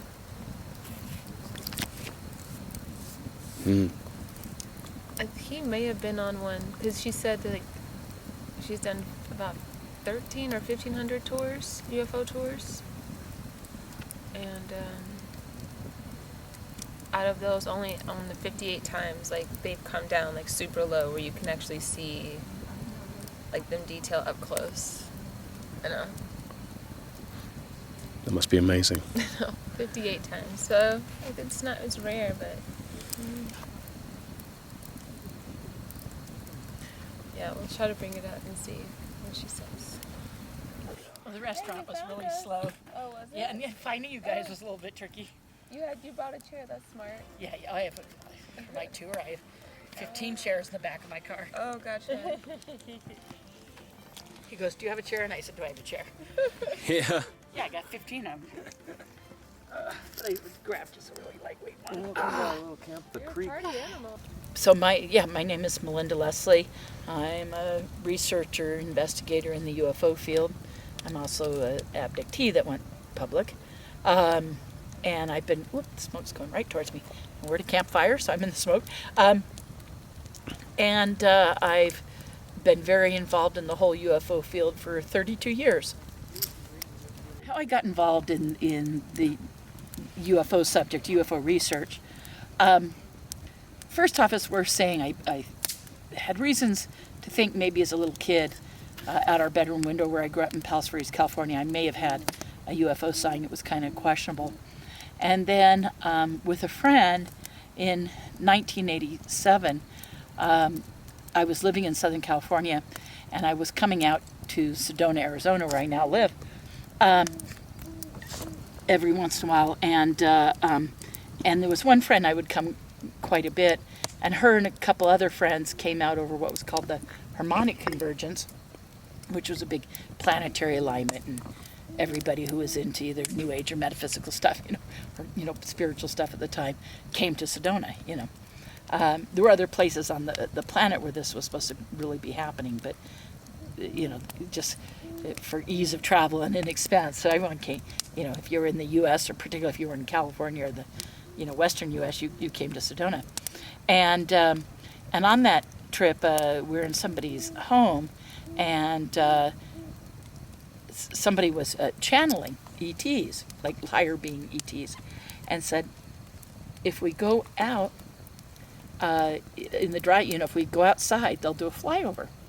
And this event had this was at someone's home, but they had this big home, and there were like 40 or 50 people, at least 40 people, probably close to 50 anyways. Everyone piled out into the driveway. They had this big long, driveway and entranceway. And sure enough, these three things came over. So I own a business called UFO Sighting Tours, where I take people out with military night vision goggles to have UFO sightings. I just did tour number 1,000, last night was 1,376. So I've done 1,376 tours with close to about 9,000 people going, just shy of 9,000 live bodies, So like I said, 1,376 is how many I've done. And only twice did my clients feel they didn't have a sighting. All the other times we've had sightings. And sightings meaning true UFO sightings, unidentified flying objects, or what the government now calls UAPs, unidentified aerial phenomena. But what happened is a gentleman in Northern California by the name of Ed Grimsley figured out you could use military night vision goggles for having UFO sightings. And he lived up on a big property I'd never been to, that's what I hear, just outside of Sacramento, California.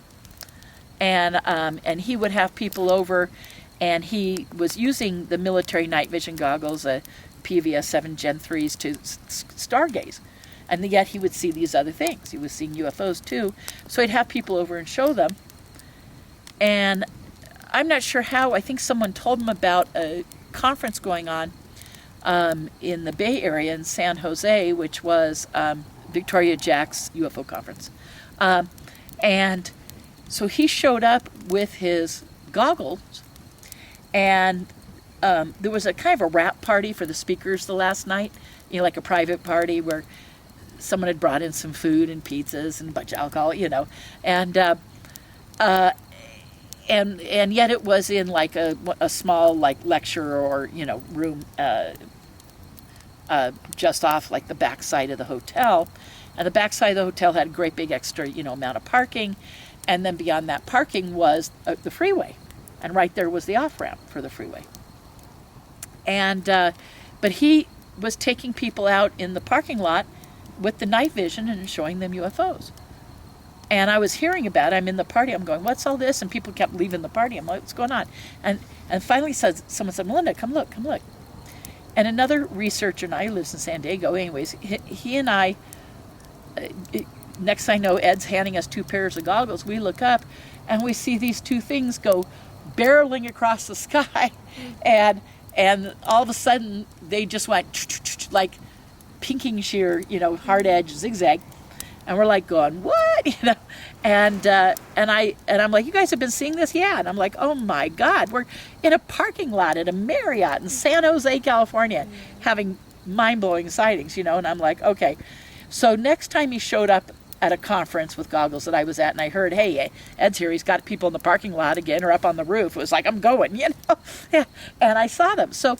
So I got turned on to using the night vision goggles for seeing sightings by Ed Grimsley, who showed up at the conferences with them.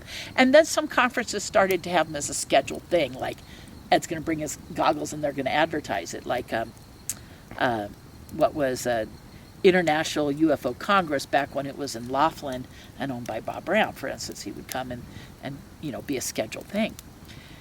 And I had lived in Southern California and always wanted to live in Sedona, Arizona, and thought if I ever came up with a business idea or something, because unless you're going to work in food service or hospitality, and I once I had been an office manager, and I looked into work like that in Sedona, and then all of a sudden, I had this idea to, do this business with this.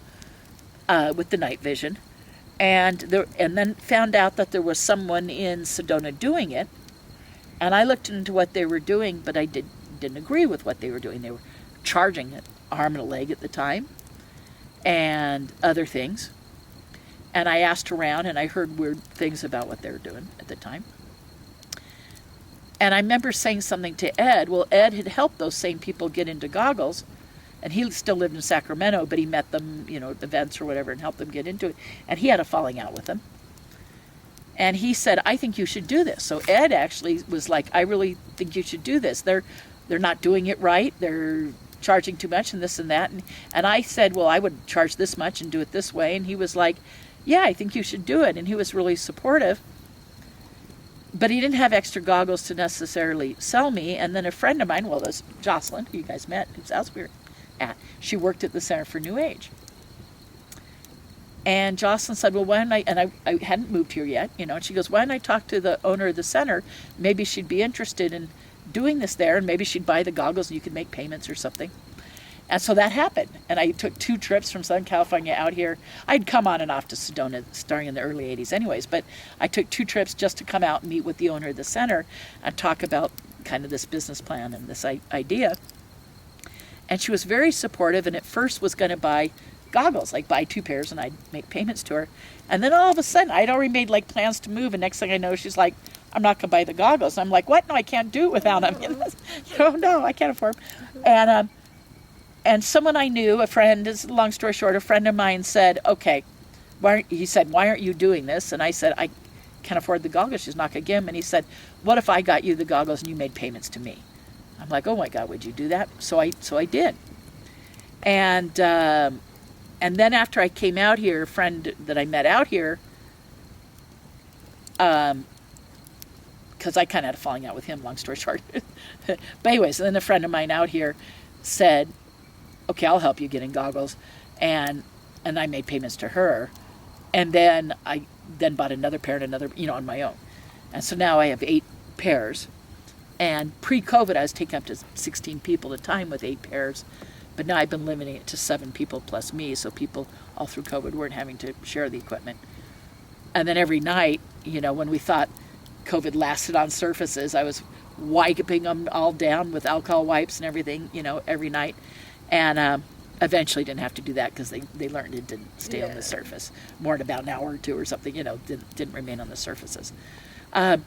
So, and now there's the question whether that's true, but anyways, but at the time, everyone was taking groceries home and wiping them all down, we were all there, and so that's what I was doing, and anyway, so there you go, and we see things.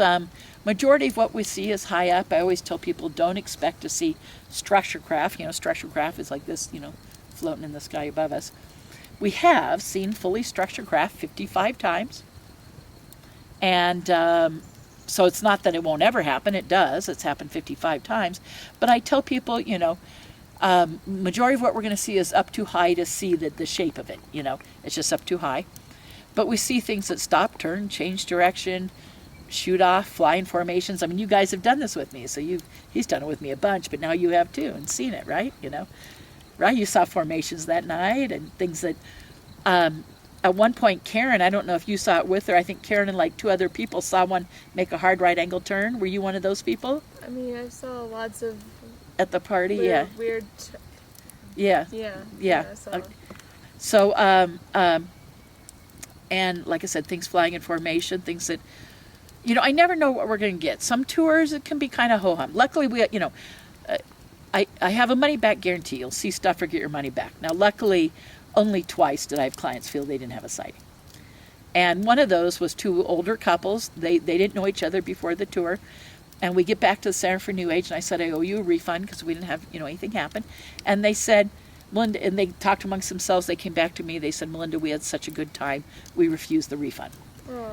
So I didn't have to refund. And then the other time was a family that didn't want the refund, and we gave it to them. But even that night, I thought we saw stuff. But anyways, sometimes it's better to refund than risk a bad review or something. You know what I mean? It's not worth it. And because I had other people that same night that didn't request the refund, the same tour, but yet these folks did. So, whatever. It is what it is. I've taken out real skeptical people with all sorts of, science and academic backgrounds and stuff, and physicists and plasma physicists, well over 300 pilots, but when I take someone who's really skeptical, I love seeing their paradigm change. I had a guy just on a recent night, he told me, I've gotten this a lot, but this just happened about 2 weeks ago. Gentleman goes, I just want you to know, up front before the tour, I'm pretty skeptical. I don't really expect to see anything, but I'm here to have a good time. And so I've had a lot of people do that if they tell me. Sometimes they tell me later. In fact, there was another night just before that, so I'll give both examples. So this guy said this guy Mark talked about said, I'm real skeptical. I don't expect to see anything. I'm just here to have a good time. At the end of the night, he was like, oh my God, this happened, that, and that. And we're standing by the car at the end, and he's saying stuff. I said, I take it you're no longer a skeptic. And he laughed, and he goes, oh God, no. But then a couple nights before, maybe a week before him, some guy didn't say anything, but I could kind of get the gist. He was skeptical, he was real quiet the whole tour. And at the end of the night, we're putting stuff away in the chairs in the car, and the goggles away.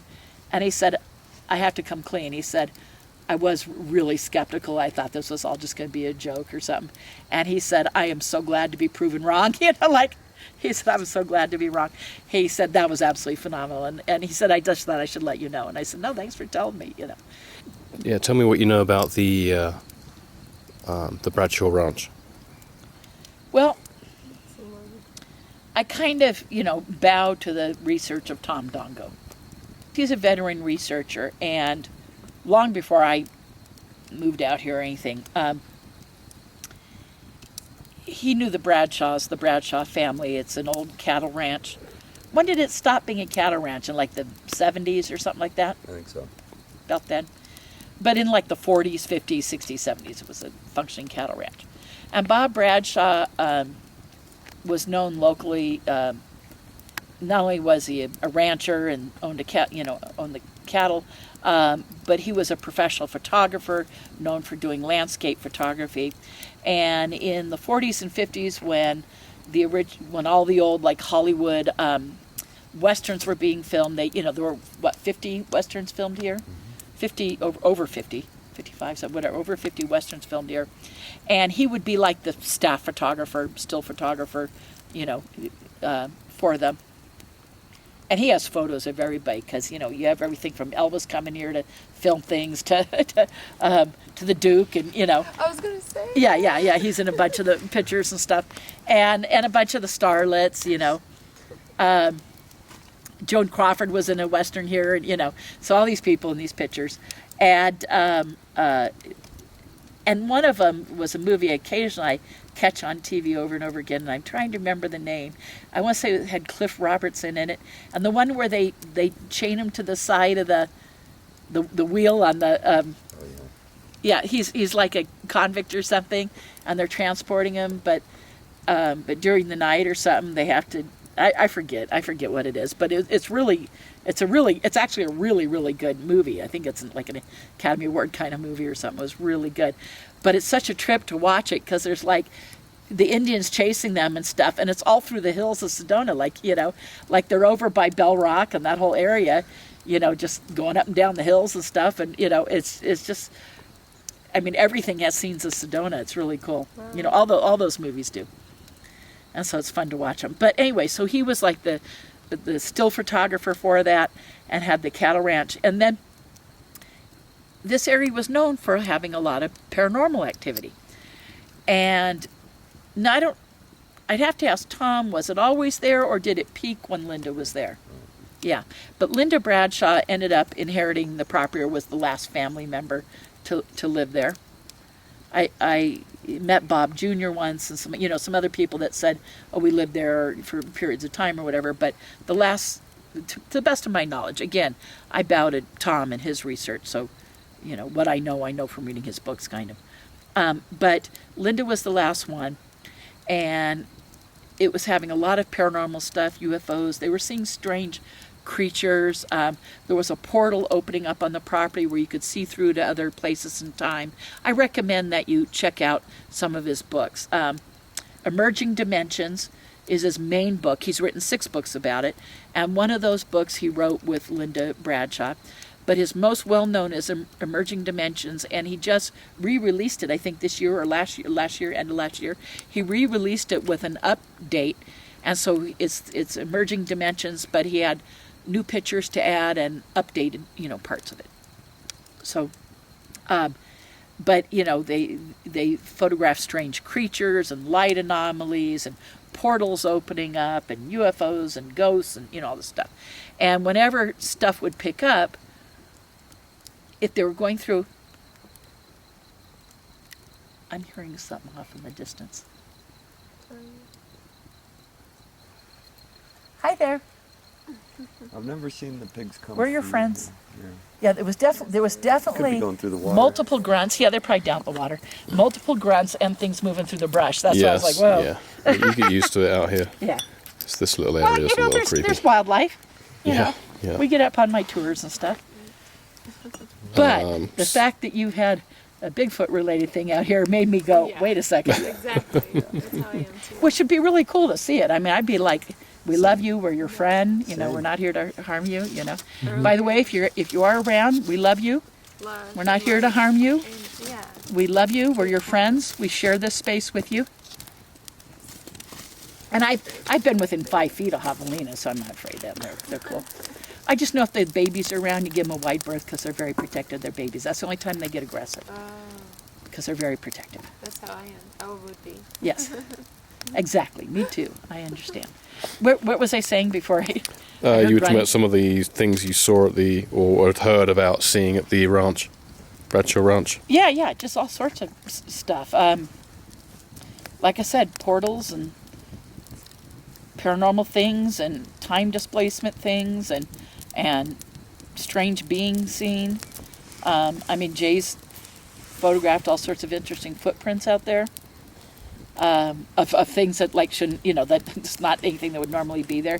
Because, you can get some bears, you can get some big cats in the area. You can certainly get javelina and coyotes, lots of those, snakes and other rodent things. And all those things have very difficult, everything, very obvious forms of scat that they leave, droppings and stuff. And then there are tracks. And I get everything in my yard, where I live. I get stuff coming in my yard. So I know what all the tracks look like and the scat and stuff.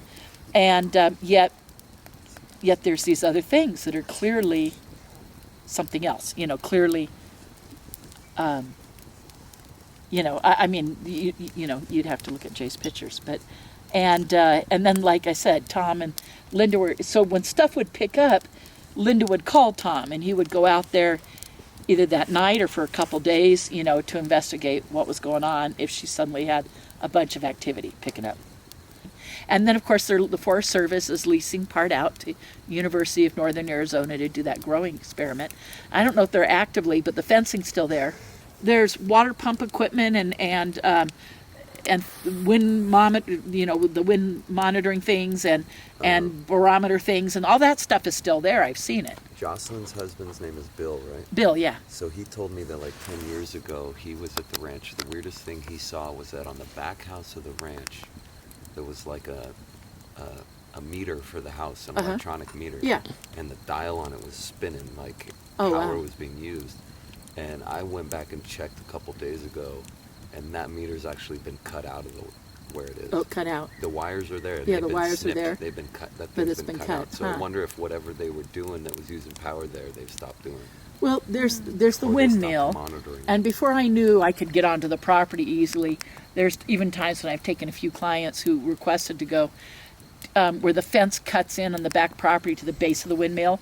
Like they must have had at one time when when everything was functioning, they probably had it where outside service companies could get service to the water pump and everything right there, which is why the fence cut in there. I just assume that's what it looks like.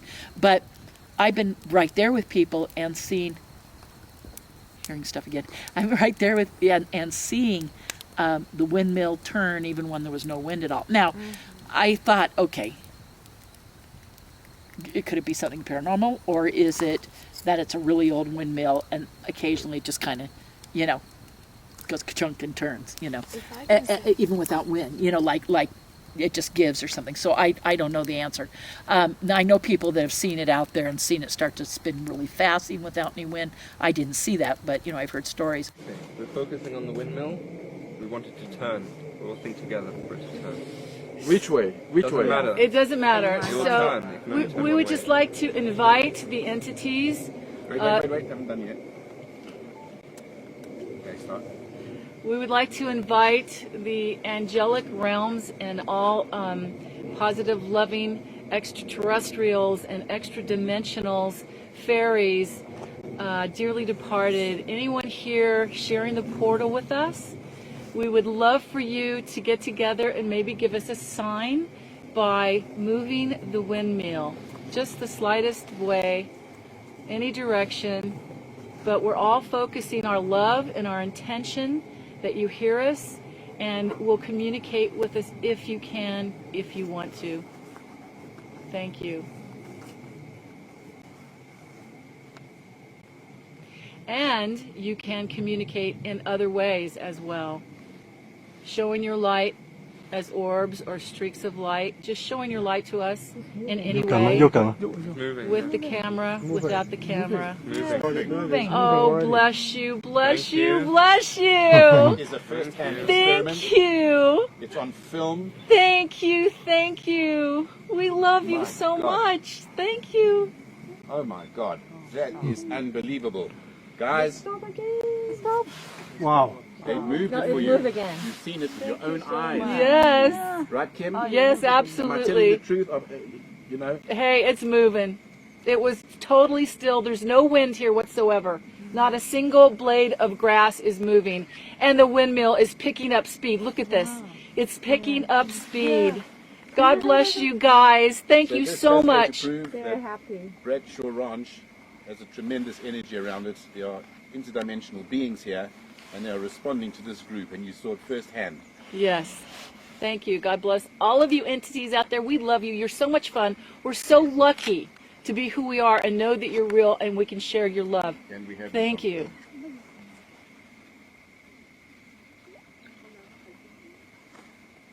And they're moving it. There you go. And we have not switched off the camera once. And Stan Ho was leading the meditation, and there it is.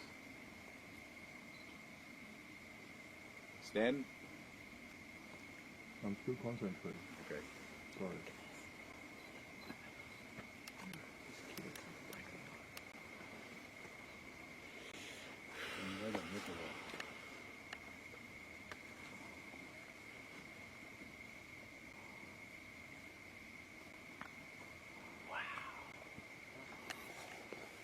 fantastic.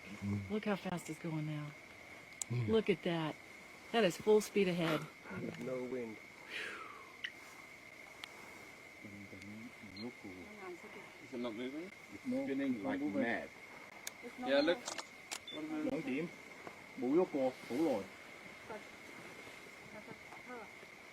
Some friends of mine went out there one night, and they have a great picture of the front gate, you know, with the big metal bars, you know, and there is somebody, or like an image, like an apparition, like a ghost image, of like a woman with like her arms out and big, like flowy sleeves, kind of that big kind of, you know, cape look, but you can see like long hair. You can't really make out features, but there's long hair, there's kind of like hands, there's the arms, and you can tell that this person's standing behind the gate, you know, and yet it's opaque, you know, see-through. I mean, it's, you know, it's like kind of a classic ghost kind of a thing, but it's very impressive, and it's a full body apparition of somebody there, you know, and whether it's a ghost or some kind of spirit, but there's a person, and clearly you can tell that the gate's in front of them, and it's very, very good. On a photograph?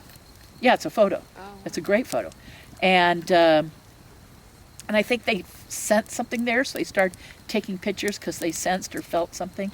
I went on the property once with some researchers. I think I did this with you guys the other night, where there's this area between the old original ranch house, which was built in like 1920 or something like that, the really old one, and then the more modern building, which is kind of combination ranch house. It was a restaurant and bar.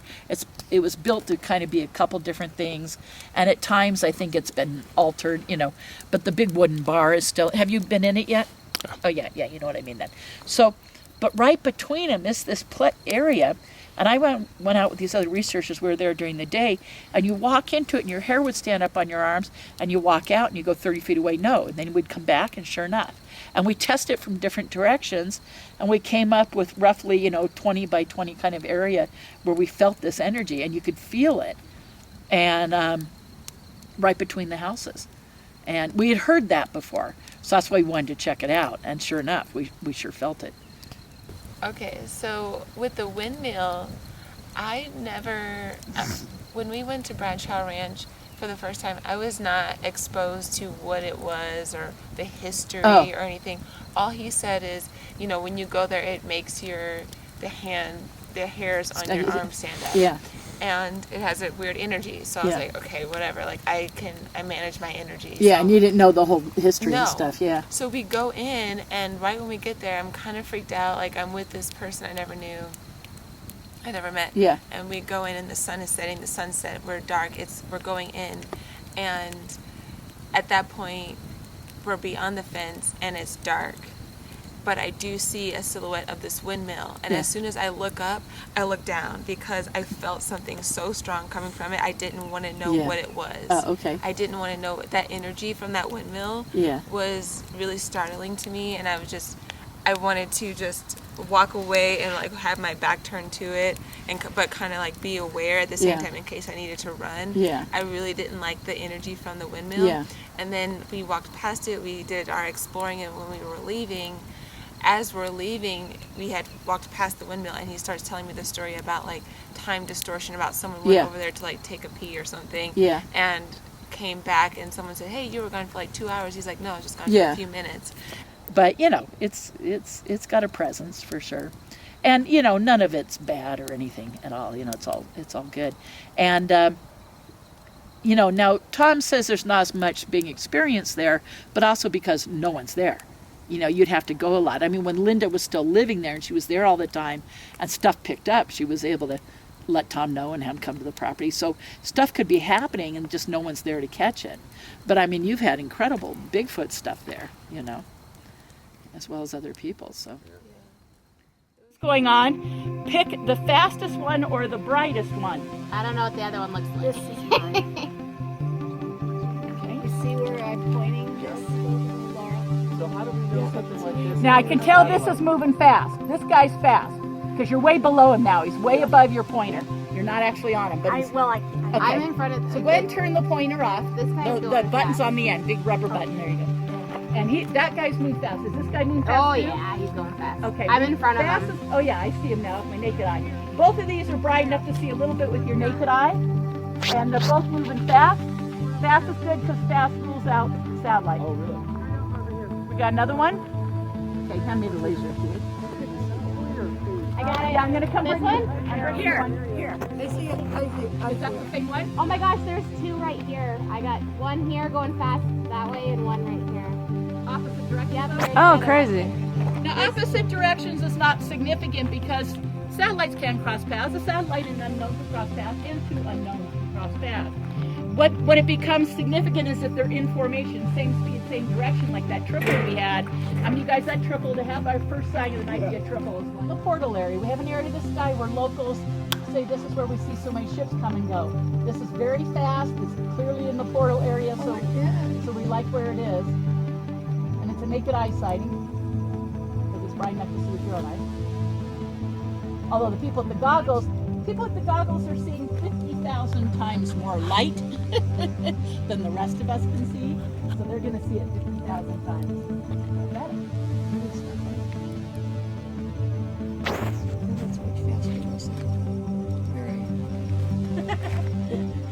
So, we watch everything to see what it's going to do. I always say it's in the leaving that we know we have an unknown. The leaving meaning as they come to the atmosphere. So something getting smaller and dimmer and disappearing means, the sun's not turning off, right? So something above us gets smaller, dimmer, disappears. You're talking about something leaving the planet, leaving the atmosphere, flying away from the sunlight. Now, satellites will go perfectly straight, really slow, all the way to the horizon, and they'll get within about 10 degrees, which is about the width of your hand from the horizon, and then they'll fade out of view because they're following the curvature of the planet. They're in the atmosphere following the curvature. They'll go very low in the sky and fade out of view just because they're going out of view. So they follow the curvature. But anything above us disappearing means you're talking about something leaving the planet, leaving the atmosphere. And it's the ones that are leaving, the ones that are dimming, that are more likely to give us right angle turns, crazy sharp angle turns, a zigzag, a wobble, something Oh my gosh, there's so many right here. Meander means just something that doesn't look like Yeah, it's I flying. see that. There's like 4 of them right here, guys. Yeah, In that yeah. circle that I have. They're going in. Oh my gosh, there's 3. There's another 3 right there. There's 4. Where's the formation? Okay, there's 1. 2, 3, 4. There's 1, 2. These 2 are going together. 3 is here. 4 is here. There's 2 going one way and 2 going another way. These are not in unison. They're not? But these 2 are. This is a double. We have a double now. These 2 are in unison. They're Cool. flying together. And except for this guy just started to speed up. You notice that they were holding their distance, and now he's speeding up. But they're so far they look like they're together. Have you ever seen one like shoot at another one? No. I know Ed Grimsley, who unfortunately passed earlier this year. He's no longer with us. And that one's getting brighter. Okay, Yeah, the one in front there's is. 2 coming this way. Yeah, look at that. Holy cow. There's so many right now. There's gonna be a girl fight. Now these guys I think are kind of flying together. Those ones So are friends. These 2 are in unison. So you guys, what we have here is 2 doubles. These 2 are together. They're locked. They're parallel, locked in timing, and these 2 are together. So we have 2 doubles. Occasionally I might ask to grab goggles just to verify that. But we have 2 doubles going on. So now that we had a triple tonight, we're getting 2 doubles. You guys, in the event you ever come out with me again, don't expect all this in one night. We're lucky if we get any of this in one night. It's just a good night. Give me a flash. Oh, he just flashed me. That was nice. Anybody else see that? I got it on video. I got it on video.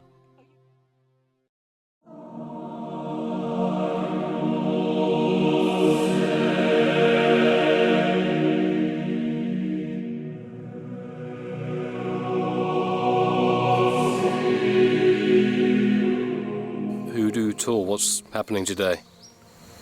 Well, the first day of this trip, I left some items out at the ranch in the farthest structure on the Old West Town to try and initiate some sort of contact or exchange with whatever's out there, hoping that, maybe they would leave something in return, take something I left. I don't know, just trying. But when I went to go see if there was, if anything had happened, there was a giant rattlesnake guarding the doorway of this room. So as strange as it sounds, I made snake armor to come out here. But I didn't have the snake armor on me at the time, so now it's just time to go back. I don't think the snake will be there, but I'll bring the snake armor and go back and see if there was any sort of contact made. I looked through the back window of the room when I was out there before, and there was like a potato-sized rock on the table that wasn't there when I left the item, so it looks like something at least left a rock. I'm just anxious to go and see what it is. Awesome. Let's go do it. Yep, let's go. For the whole suit, these maybe like a week for each one. These weren't too hard to make. Takes a long time punching all the holes, but we're in quarantine at that time.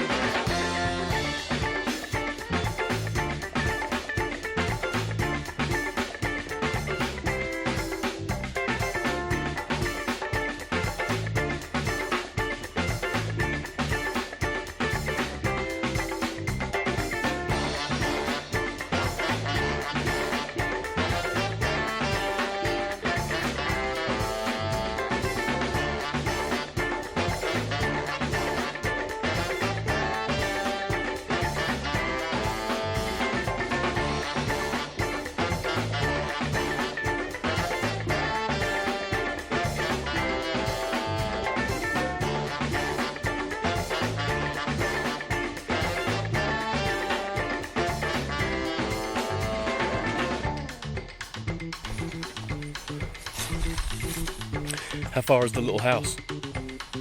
It's actually the last little structure on the property that direction. So as far as I took you the other day, it's all the way back down there again.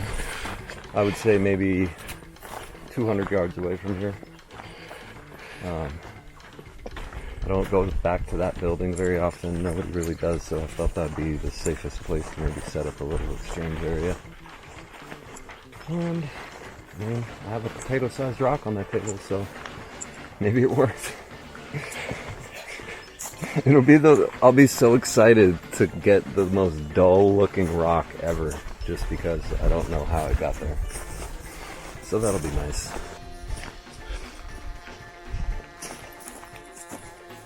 Let me just walk over. Go around that way.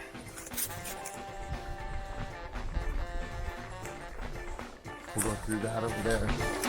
And around to that white building.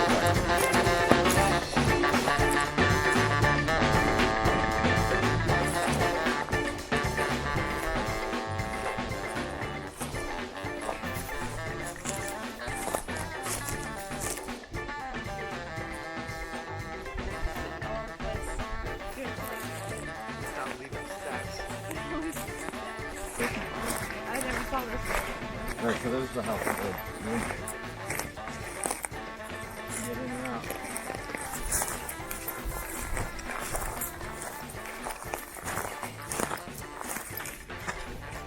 Okay. So this is the building we put the items on the table in.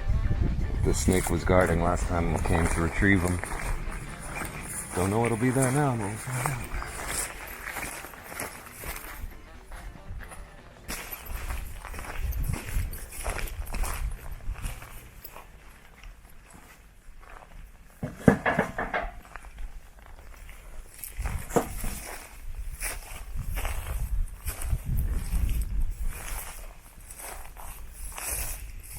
Not in the doorway. Doesn't mean he's not in there.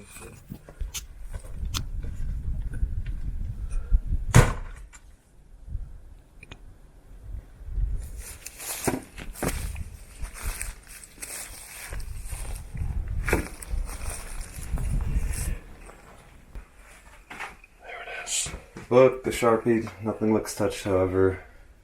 This is here now. That's the balloon I found in October. If you've seen Hellier last October, I was out here and I found a perfect triangle footprint with about 3 or 4 toes.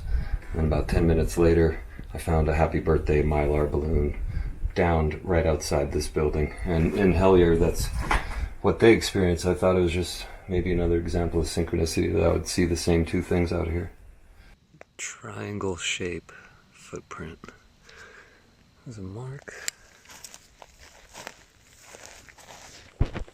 It has toes.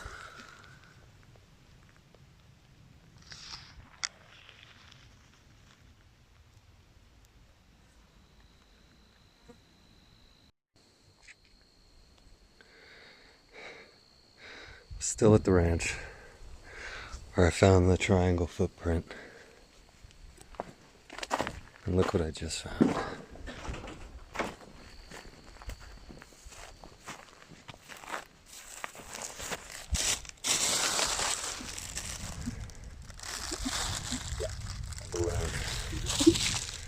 Hashtag Hellier. And this is the book about the universe that you put down. Mm-hmm. There's the pen. Has anything been touched? No. And there's my face with the pendant. Yeah. Doesn't it look like me? It's cool. It's like $2. Yeah, and he had the big beard. Hoodoo Tall. Viking. So Bigfoot. Explorer. Get yours on AliExpress. Alright. Get your t-shirt today.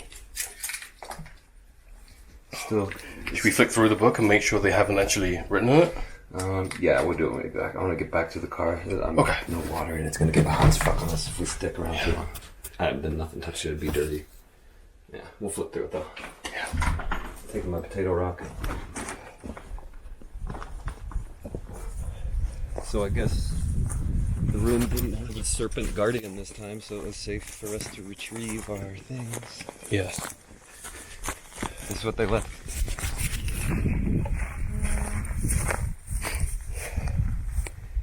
Interesting. Pretty, it's all sparkly. Mm-hmm. Yeah, it's really sparkly. Peridot. Cool. From Mars? Well, peridots exist on Mars as well as Earth. Yeah, so I thought it was kind of neat. I guess, like I said, I'm really excited to have a most plain-looking rock I've ever seen. I'm not sure. I think I'll just have to kind of keep it around and think about it. It was worth taking home, I think. Anomalous showed up in an anomalous fashion. Yeah, it does feel like a response. That's what I felt like when I first saw it. I mean, it would be really bizarre for this rock to get up on that table. I mean, something had to be able to have the capability to pick this rock up off the ground and go in there and place it on a table. We've been out here all week, there's no other people out here. I don't know why a person would do that and not even flip through the book or anything. So yeah, maybe there's something special about it that I don't even know. Guess I'll find out. Maybe I'll grind it up and make tea. Facial cleanser. Or maybe I could clean the heels of my feet with it or something.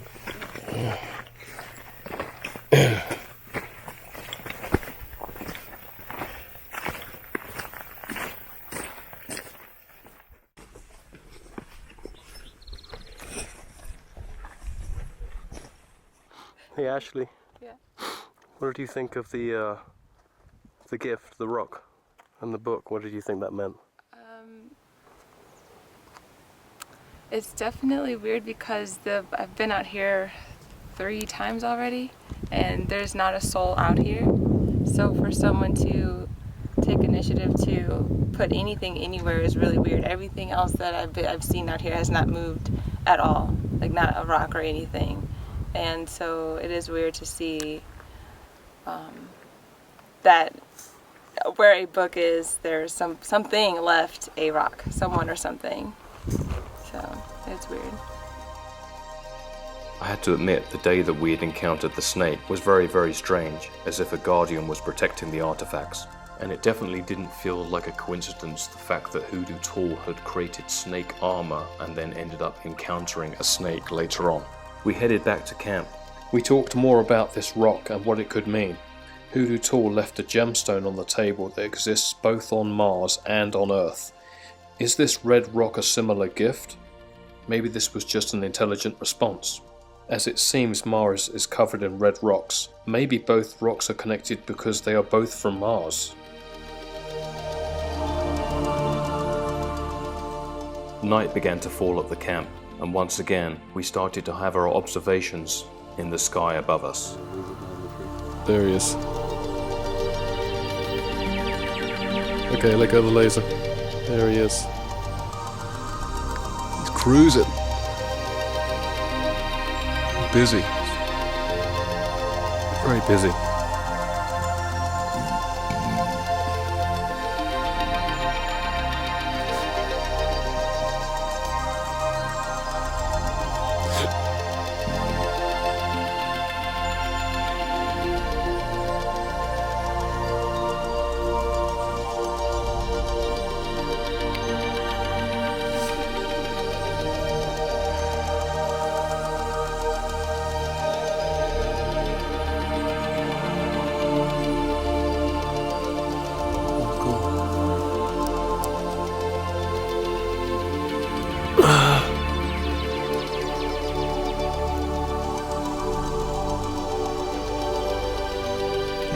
He's coming towards you, right?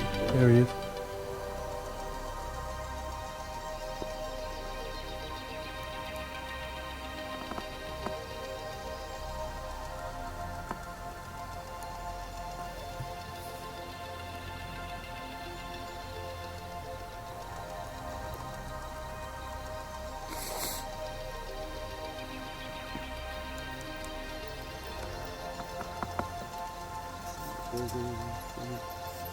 There we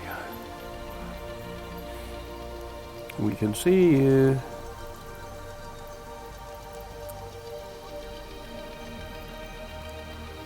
Come on, give us a little love back. Sped up there.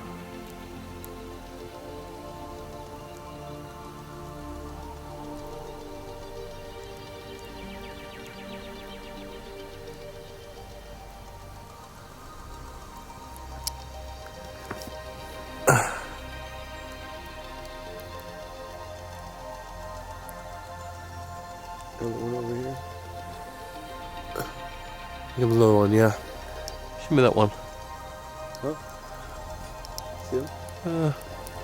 Can't see a laser, I don't know why. That's not too far up. Ah! Here he is.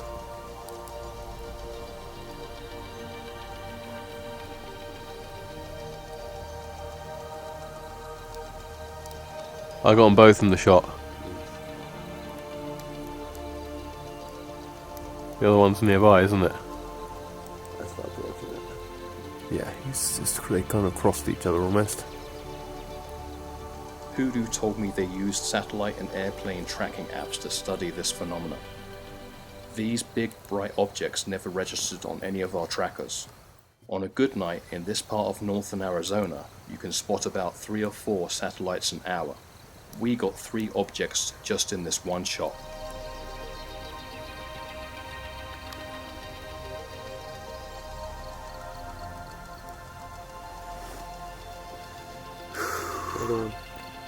They all coming now, huh? Got another one this way now? Yep, got him.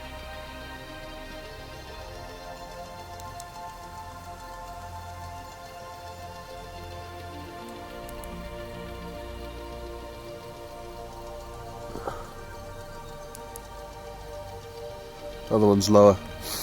Yeah, it's this way. Huh? The other one's much lower. Right.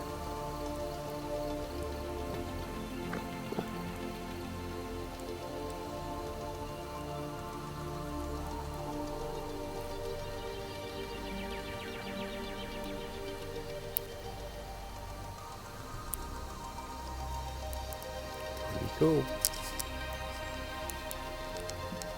When I was editing this together and I looked at the footage of me flashing my torch at the craft in the sky, we noticed that there was something hiding that we cannot explain.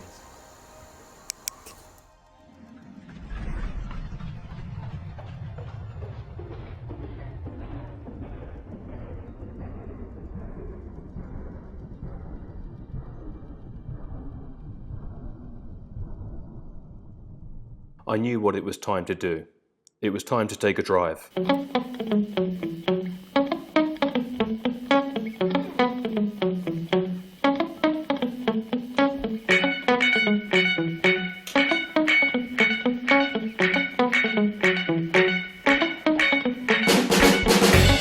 had to go and meet Tom Dongo. He'd been mentioned to me now by a few different people. He's a world-recognized authority on UFOs and paranormal occurrences, so his familiarity with Sedona history and the unusual happenings in the area is unparalleled. I knew that he could give me more insight into these unexplained happenings. He's also known for being very skeptical and is unwilling to accept anything that he can't prove to himself. This is the Amazon has them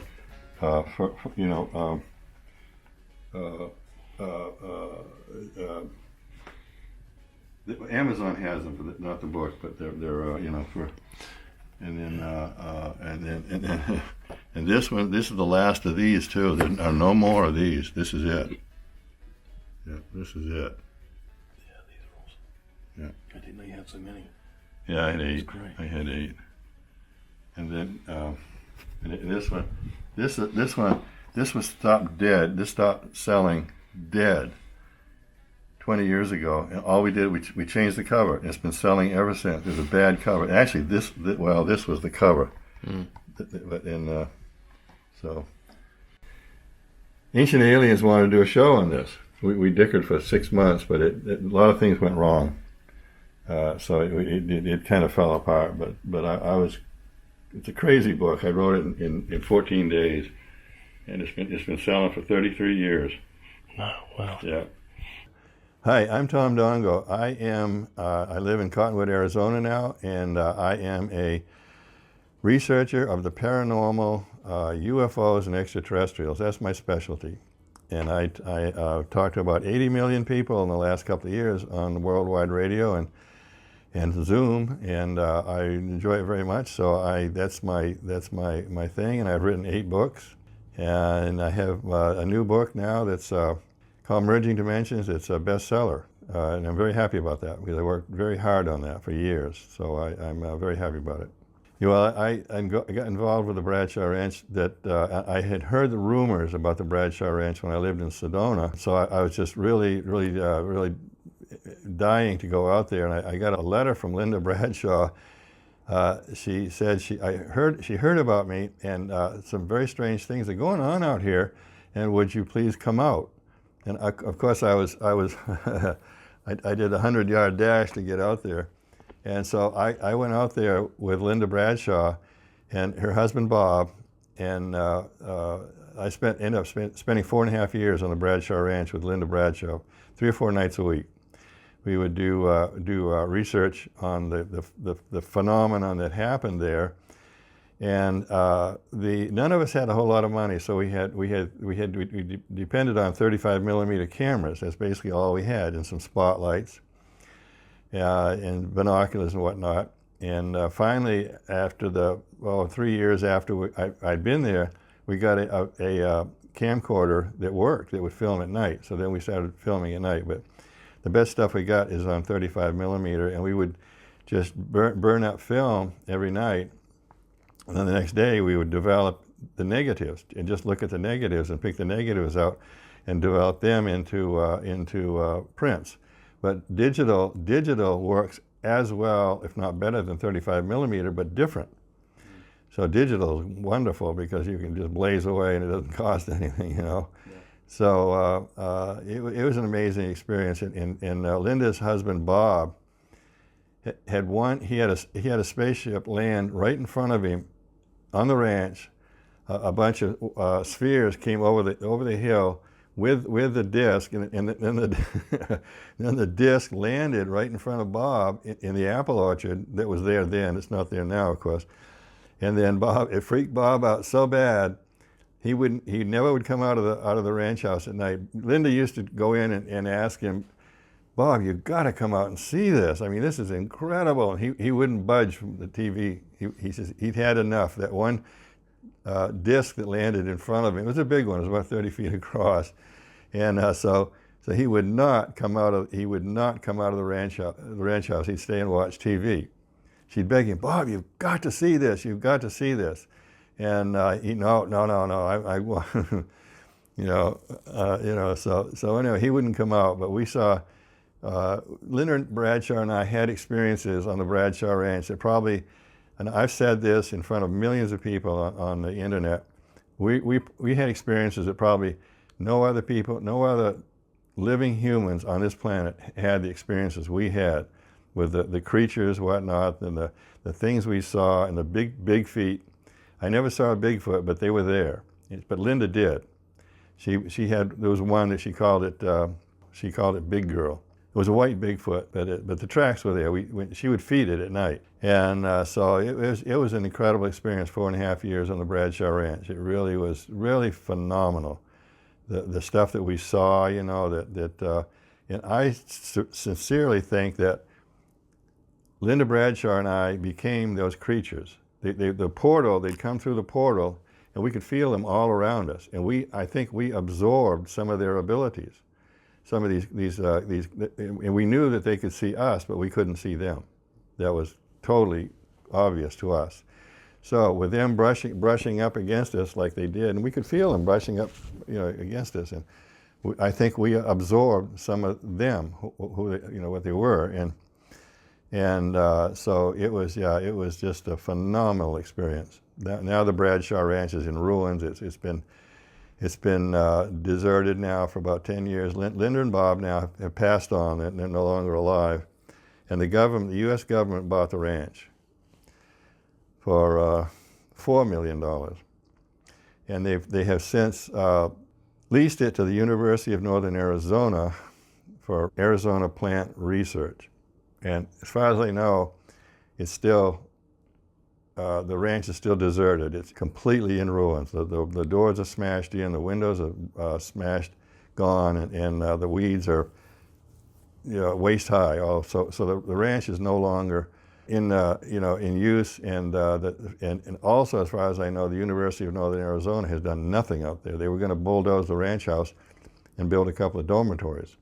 So why haven't they done it? That's what because the phenomenon continues. So are they? They've heard the rumors, and they probably read my books. And are they afraid of what might happen if they built dormitories? What might happen to the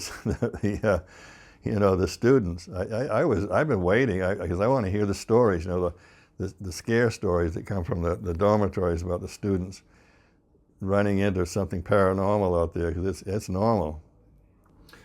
You mentioned other creatures. We've been seeing strange tracks out there. Yeah. I actually showed a doctor friend of mine some of the tracks recently in a video. Yeah. He seemed to think whatever made some of the tracks we saw, which didn't look like ape tracks, Bigfoot tracks, was something different. He said it must have weighed like 500 pounds. Yeah. Well, we had a creature. The three-toed tracks. Linda and I saw a number of some kind of creature that had 3 toes, long toes. But we had an experience one time with I've told this probably 1,000 times in my presentations and whatnot, but I never get tired of talking about it. A creature that the Bradshaws had 7 dogs that would a dog would wander onto the ranch and they'd keep it. So they in the summer they buried in it was beach sand, literally beach sand, because the ocean has come and gone here 7 times. So what the Bradshaw Ranch sat on beach sand, and so the dogs would bury themselves in the sand to keep warm in the winter and cool in the summer. So Linda and I were standing there one night, and all 7 dogs jumped up simultaneously and charged off in a direction, because we had heard growling sounds, and then we couldn't understand whether they were javelinas, bears, mountain lions. We couldn't figure out the sounds they were making. So, so at any rate, it was following a creek, a dry creek around the ranch, and then it got in front of us, sort of, about 50 yards away, and the dogs charged it, and it roared. It roared at that point like an African lion. Oh, it was a enormous. It had to be a creature that weighed at least 1,000 pounds to roar like that. So we thought we were going to hear sounds of dogs being ripped to shreds, but no sound. And after about 15 minutes, the dogs all just came trotting back. They knew it. They knew the creature, whatever it was. And the creature followed the creek around, and there was a horse corral in the south and a horse corral in the north. There were 4 horses in the south corral, and I think 6 or 7. At any rate, I've asked horse people, have you ever heard a horse scream? And they've all said no. Well, these horses were screaming like a woman being murdered. That's what it sounded like, all the horses. So they knew that creature was something dangerous. And was it a Bigfoot? I don't think so. I think it was something else. So the creature got close to the south corral, and the horses were trying to kick their way out of the corral. There was 2 by 12 boards, I think, that made up the corral, and they were trying to kick their way out of the corral. So the next day, and the creature walked right by the corral, and I'm 6'2". My stride is 27 inches. Well, this thing was 72 inches between strides. So it was 10, 12 feet tall. So, and the tracks were sunk in about 10 inches. So that's a weight of at least 1,000 pounds, at least 1,000 pounds weight. We figured out it was standing on tiptoes, looking over a ridge at us. So Linda and I went down, and we thought it was in a patch of alders, and it wasn't. It was up on the ridge looking down at us. So her spotlight went dead, and then mine the batteries were getting low, so we dropped it for the night. So the next day we came back, we found the tracks. And 72 inches, that is an enormous, enormous stride. And we had the tracks marked out and photographed, and all those photographs have disappeared. I don't have them, Linda doesn't have them, somehow they disappeared. But we had proof, a lot of proof of this, and every week we had a camera crew from Universal Studios, Paramount, NBC, every week. So and BBC, we had a couple of BBC crews out there, and Japanese and German. So the stuff that went on out there was well documented. I mean, it was very, very well documented. And some of the camera crews were there. They saw it. And we told them, go back to your bosses and tell them what you saw. We need scientific equipment. And they got shot down every single time. Never got anywhere. They'd go to the supervisors and say, we saw it. They need cameras that would film at night. They were $100,000 cameras then, and they were big. And so we never got anything. And then we ran out of money. So that was kind of the end of the whole thing at the Bradshaw Ranch. But if, like the Skinwalker Ranch, if they'd have put scientific equipment out there like that they have on a Skinwalker Ranch now, it might have changed the world. I mean, they might have got information that could literally change this world. That's my opinion. I notice you have some dream catchers on your wall there, and you mentioned earlier about sometimes being involved with the tribes, local tribes. Yeah. What do they think about these entities and UFOs and Bigfoot itself? Do you have anything on that? Well, they know about the Skinwalkers. I've worked with the Navajos, the Zunis. I'm very close with the Apaches. And so, I've asked them, and, one of my best friends is Cliff Mahooty. He's a Zuni elder. And Cliff and I talk about this stuff all the time. And they really don't know. They know that the Skinwalkers are real, and they know dogmen are real, but they're really hesitant to talk about it. The Indians don't like to talk about this stuff. And I have proof about the Skinwalkers, that they're some kind of a creature, that And the Indians have no idea what they are, but they don't like to talk about them. So, you know, and I've known some of their medicine women and men, and they just don't like to talk about it. But they know it's real. We found petroglyphs of the Bigfoots, which must mean they've been coming here for a really, really, really long time, right? There's somebody carved a Bigfoot track. Yeah. That could have been 50,000. The first humans here about 60,000 years ago. That carving in the red rocks of the Bigfoot track, the perfect Bigfoot track, could be 50,000 years old. It's extremely old. And the Sonowas that were here, I doubt that's not a Sonowa thing that they would do. That's not a pattern of what the Sonowa petroglyphs, that Bigfoot carved into the Bigfoot track, carved into the red rock, is something else. Because there's a lot of things that the archaeologists don't know about around here. They say humans have been here for 10,000 years, and there are markings on the rocks back there that they claim to know what they were, but there was obviously somebody was communicating with scratches, deep scratches in the red rocks all through here, and they really don't know who they were or what they were communicating. They're extremely old, and they usually where there's water, and it's probably directing them to some other place where there's water, you know, but nobody knows for sure. What do you think about Bigfoot having possible technology, and maybe that being the reason that it can't be caught? Well, you know, I've been studying Bigfoot since I'm 76 years old, and I've been studying Bigfoot since I was 16, and it still baffles me how they can avoid us the way they do. You know, there are now credible photographs of Bigfoot, but nobody. I've interviewed people that have been face to face with Bigfoot, but the Indians, I just recently learned, call them the original people, Bigfoot. So, and I think they're probably right, because Bigfoot, you know, experts, PhDs would definitely disagree with them, but they can materialize and they can dematerialize. I've seen them. I've seen the tracks start, go 100 yards and stop myself. So, you know, I'd like to know how they do that, but they're I think when a Bigfoot is finally caught or whatever, I think they're going to find out that they have a super intelligence,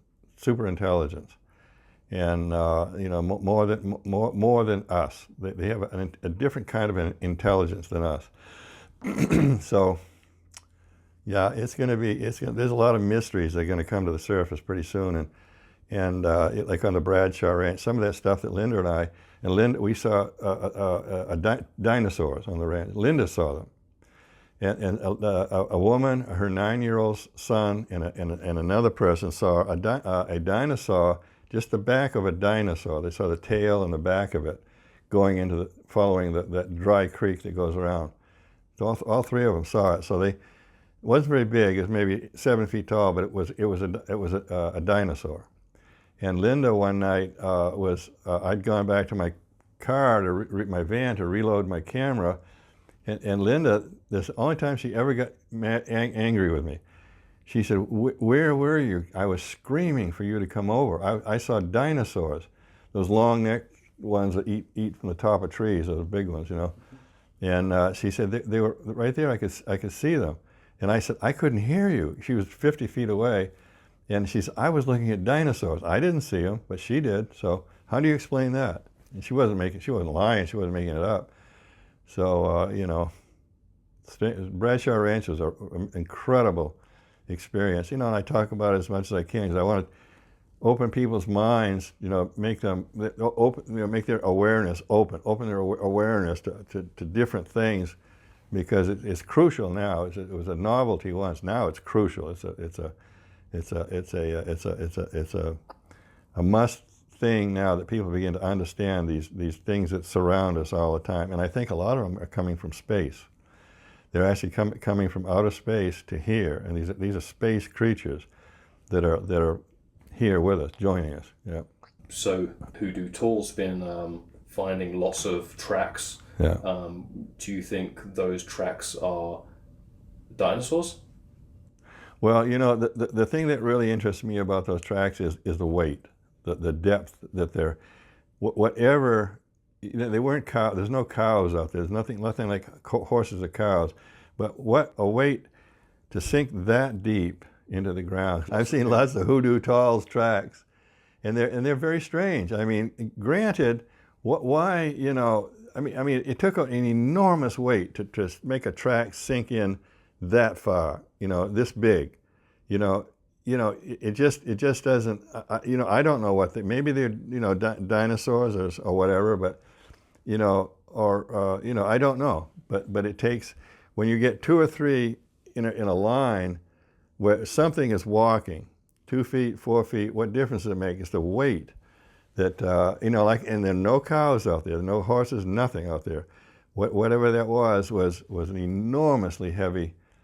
And you know, I've had disagreements with people, doctors, that would you know, disagree with me, and I would say, well, what if they were, you know, they'd say that it's anatomically impossible for something with a foot that size to have a 1,000-pound creature. So, and I would say, yeah, but what if they came from another dimension? They came in here from another dimension. And that stops the doctors cold every time. They can't come up with a, you know, an answer to that. What do you think of Hoodoo Tall and his current mission? Yeah, I'm very supportive, because he's an explorer, a creative explorer, and his type are the ones that are going to discover. You know, he will be the one to discover something very important, because of the way he's going about it, the way you know, the researcher that he is, he will find something, and he does. I really liked Tom Dongo. He was so genuine, and I could tell from hanging out with him for a couple of hours that he had really had some amazing experiences. Afterwards, I went back to camp and picked up Hoodoo Tall, and we went out to where he found the petroglyphs and had his Bigfoot encounter.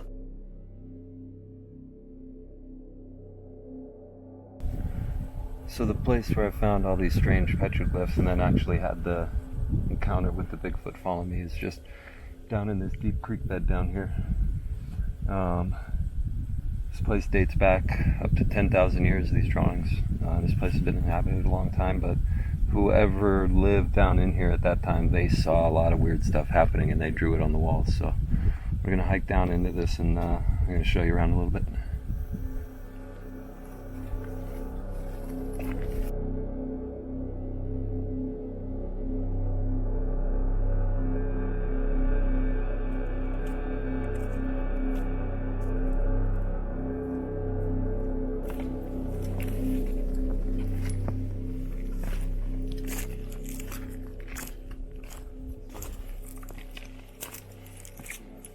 Never guessed it just go in the nooks and crannies.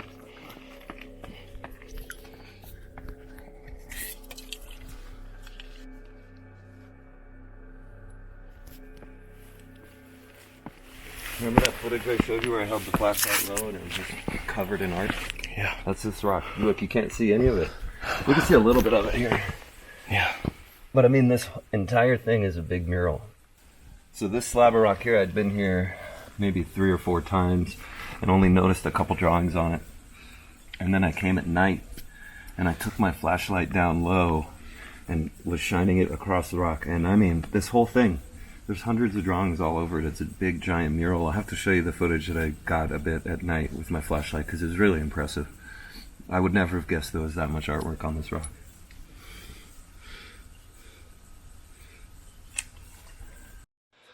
I had to come here at night to show this big rock. During the day isn't much, but when the light hits it just right, it's a big giant mural.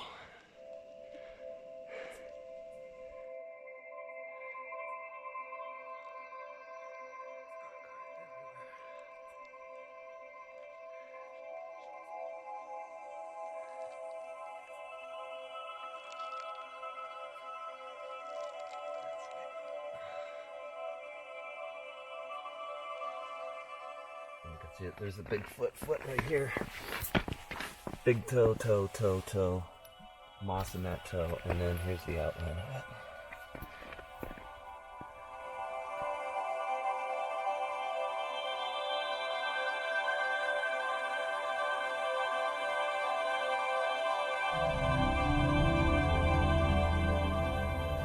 So one of the main reasons I keep coming back is because out here I can experience things that are as real as the nose on my face. I mean, there's big footprints on the ground, there's lights in the sky, there's all the phenomenon I'm trying to experience. So I try to stay focused mainly on that.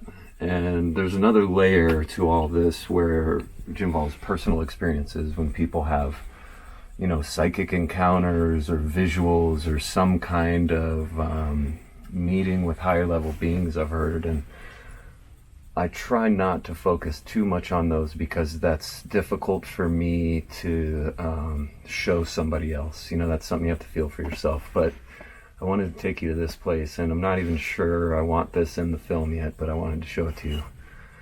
I was down here in a kind of soul searching, and I just felt the strongest connection to this little dry creek area. And I was walking through here, I would put my hand to my chest and then kind of put it out like that for some reason, and I would get this charge of this feeling of like a mixture of anxiety and excitement that would kind of come up my spine into my head. And by the time I got to my head, I was just tears pouring down my face, and I kept looking, and then finally just my intuition brought me up these rocks here into this little area. And when I got to this area, I knew I had been here before.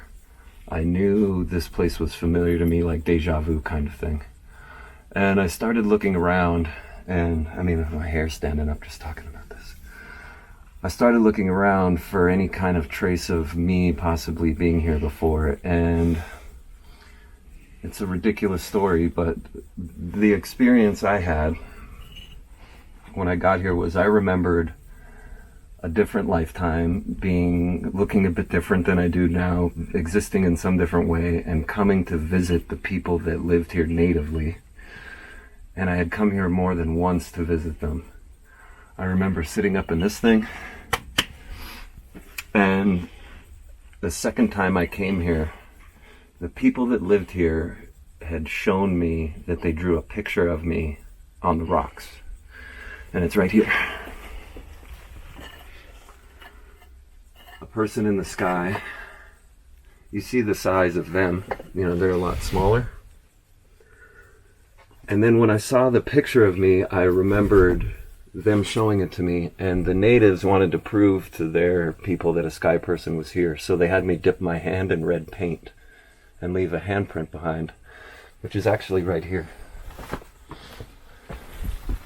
And I don't like touching this because this is 10,000-year-old paint.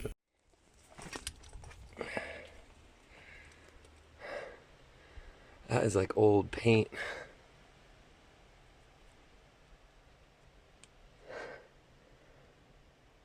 Exactly my hand size. And shape. Well, that's trippy. Just found another handprint painted on. It's just right next to the other handprint is right there. This handprint here is right next to the guy with the double helix coming out of his hands, the real tall person with the DNA strand coming out. Spiral, normal sized people.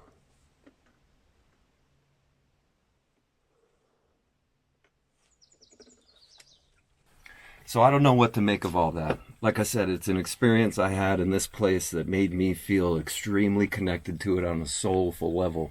But it isn't necessarily something I can explain well and share for other people. The things on the ground in the sky out here, that I can take them out here and show it to them so they can see something. But I think these personal experiences you can also gain a lot from if you're out here. So this is one of 3 like alien ET drawings in this creek bed. I'm going to take you to another one that shows a mural. What looks like a hybrid child between an ant person, which is what the natives said of higher level beings that came out from the earth, not from the sky. Ant person and a human woman. And then up by the Bigfoot drawing, there's another drawing of like a tall human with 3 big antennae on its head. I'll take you to show you that too. Let's go this way.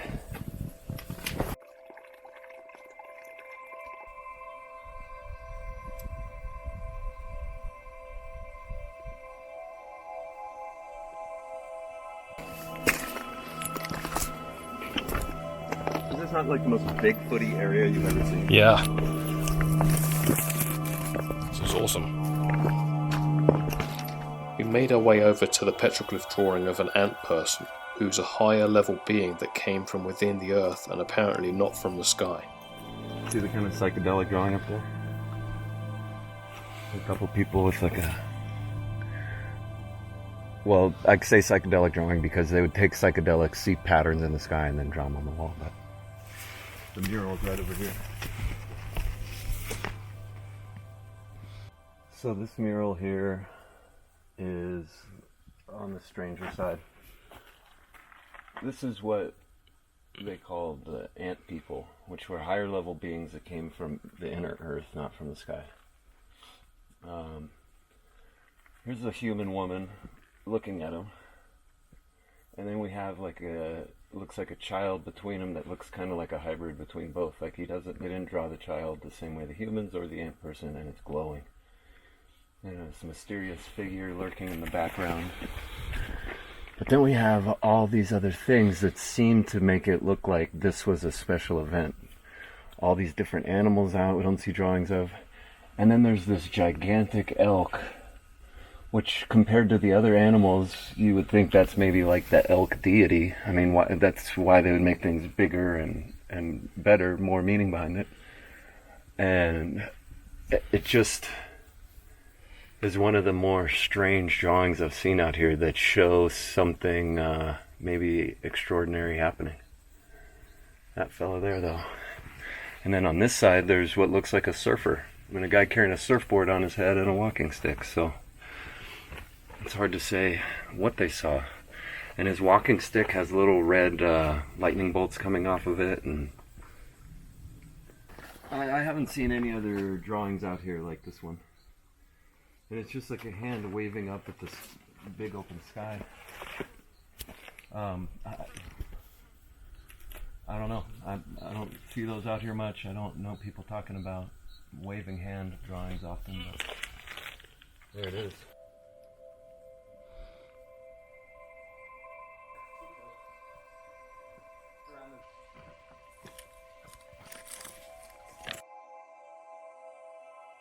One of the Ice Age sites. I think this is me with my mohawk up. This is the third alien figure that I've seen down here. It looks different than the other two. They all look different. It's 3 antennae. And then here's another scratching of the sky grid that they would see when they took hallucinogens. There's another sky grid pattern up here. They would take hallucinogenic plants and they would see this colorful waffle pattern in the sky. Just come out here and carve it into the stones. So right around the corner here is a saber-tooth cat. That's how we're able to tell the site is from like the last of the end of the last ice age, like almost 10,000 years ago. Which makes it pretty cool in my book.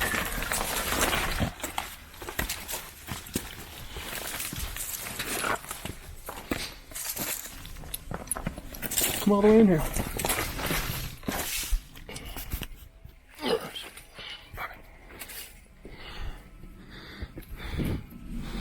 Saber-tooth cat. You see the saber-tooth people? I've talked to a lot of people about it and they think it's more, I said, you know, do they carve these things because they saw one down here and marked this place to hunt it, and they said that they think it's more along the lines of maybe they killed one down here and this was like a carving to mark like some big triumphant kill. So I'm not sure why they would draw it. Obviously they saw them. Don't know if they drew it just because they saw them or because they killed one, but these little wishbones down here are strange too.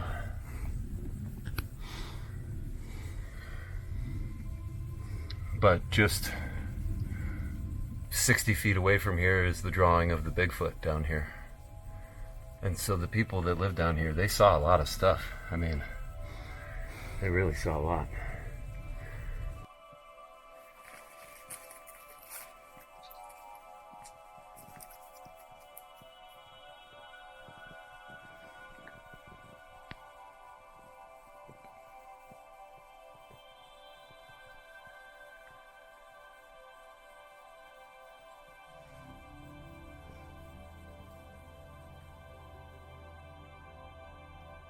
Next, Hoodoo Tall showed me an ancient drawing of what actually looked like a Bigfoot. A humanoid, twice as tall as the people around it, which we know these people were like 5'2", 5'3". And they also drew a footprint next to the tall creature to show that it was leaving footprints with 5 toes behind. And the creature is also holding an animal by the head, showing how strong it is. And when I had first seen this, I didn't quite realize what it was. I'd taken a picture of it, and as I started leaving, I got over here and I smelled the foul, rank smell that my friends and I smelled the previous trip. And I got a little bit panicked because I'm in the middle of nowhere by myself, I'm out of water, and I smelled what people say Bigfoot smells like. I calmed myself down and just told myself, hey, retrace your steps out of here and just get back to your car where the water is. It was super hot down here. And as I made my way back to the starting point, I hadn't seen anything. And I told myself just go a little bit further and check. And I went a little bit further. And then off to the left is what will be the most impressive primate track I will ever find out here. Is a nice soft sand. It had its knuckles down. It put its foot and its knuckle down. And I had smelled the thing here, but its footprint was back where I started. So that means that thing followed me all through here without making any noise or any... I was completely... no idea that it was there. And that moment I knew that these Bigfoot creatures are real. And then realizing there's several petroglyphs down here, carvings of large footprints. I mean, this creature is not only real, it's been walking through this exact creek bed for 10,000 years. I mean, I don't believe it's a big monkey, but whatever this creature is, it's in the same place these people saw aliens from the sky, aliens coming from out of the ground, and then these big, huge creatures with large feet, which, if I didn't find a fresh track from that thing down here, I would have just thought it's an old story, but I mean, the tangible evidence was right there, right in front of my eyes. I'm glad I got the video of it. And I hope one day I can find another track that clear, crisp, and obvious, because that I had to readjust what I knew was real and what isn't after that day. I mean, my shoes are a size 12. Let's see how big it is.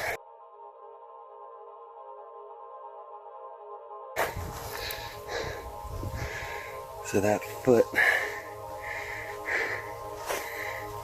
is bigger than the outside of my shoe, and deep.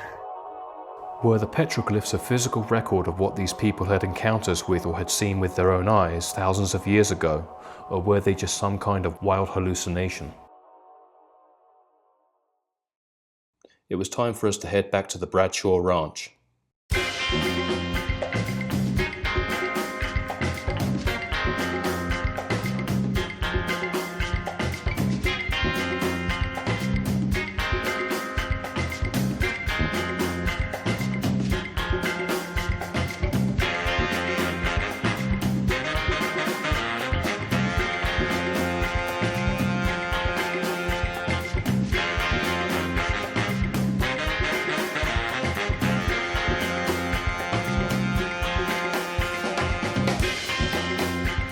When we got to the Bradshaw Ranch, we went to see if there were any new tracks.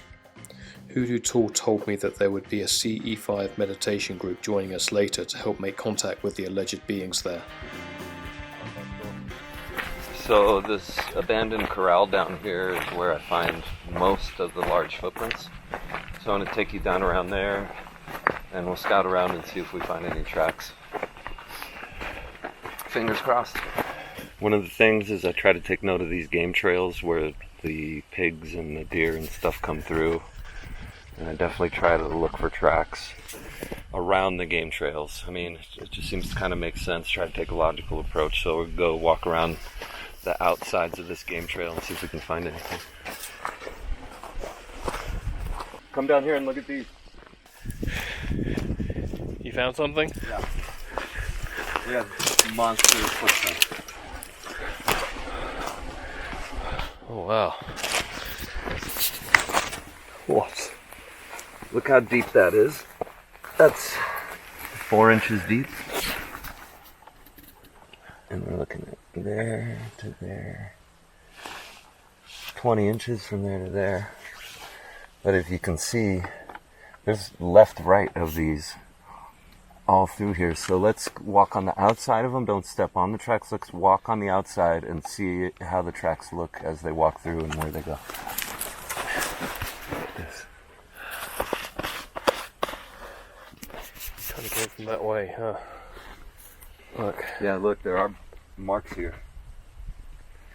Where did they start though? Yeah, it could have walked right through that fence. I mean, that thing has walked through walls out here, according to Tom and Linda, so... Here, let's follow these guys. Okay. So it was ducking down under here. That's probably why the footprints are so... There's so much dirt pushed out. Because, I mean, obviously it was... something that heavy and that big a foot would have had to duck down. So you can see they come all the way through here. So it walked just where we're walking right now. Still more. I mean, there's 20 tracks here. These tracks walk right up to the dirt game trail that we saw from over there. Right here, the tracks come right through here. Maybe it was in there. Maybe it was crouched under here. What do you see? Yes. Pretty closely. It was walking slow, this one. Yeah. Maybe it's following something, like you say. Like I said, this doesn't mean it's a Bigfoot. I've seen a lot of other round, strange-looking tracks here. These tracks actually don't look anything like those tracks. I think these are two different sets of tracks. Because those are really long and these are round. But you can see the left to right of them. And they go down to the dry creek. By the way, these are still... this is a 12-inch. This is a foot right here. I mean, these aren't little. My hand is 8 inches, my palm. So these are 8 inches across and 12 inches wide. It couldn't have been a horse. Nobody's riding their horse through here. This is on the game trail. Horse getting through that. No, this is something. Oh, look, it's slipped. Oh my gosh, look how big the footprints are here where it looks like it collapsed the dirt down. Look. Holy moly. Let me go down this way so I don't ruin this. Wow. Okay, let's stick it. You can see where it stepped along here and caved down the hillside as it walked down there. Right into this dry creek. There you go. Wow. It's hard to say, but look, that's pretty big walking up through there too. Yeah. More big. Look, something looks like something big was walking through here too. I mean, it's collapsing big chunks of the hill down there. I mean, and for reference, that's about 20 inches wide, that collapse. So that's about a foot wide. Yeah. I just got... Ouch. Oh, that's prickers. Little pricks. Everyone hates a little prick.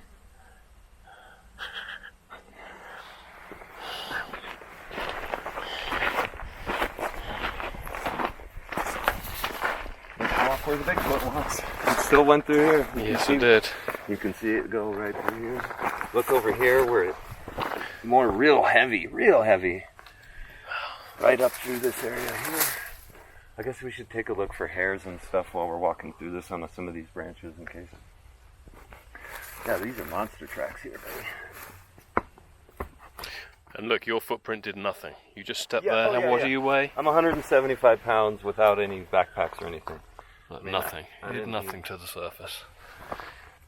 Does this thing weigh 1,000 pounds? That's what Tom said. But not. Okay. There's a two-toed footprint. Dude, this is different. This isn't the same one. But you can see, I'm going to try to get the dirt out. You can see where like a domed part of a toe was wedged in there and pushed the dirt up, because I've seen this track out here before. So look. And there's two, one there, one there. See if you can get in there and see how it's pushed flat up in there. I have more video of a footprint like that I can show you.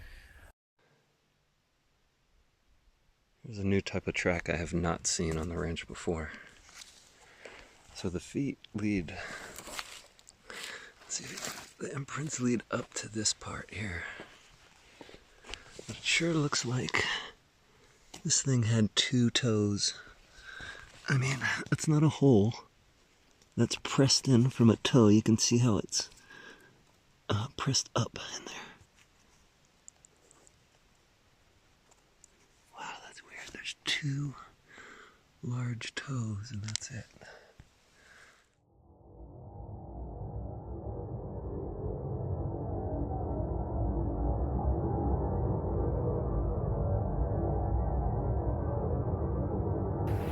Again, this surface is pretty hard.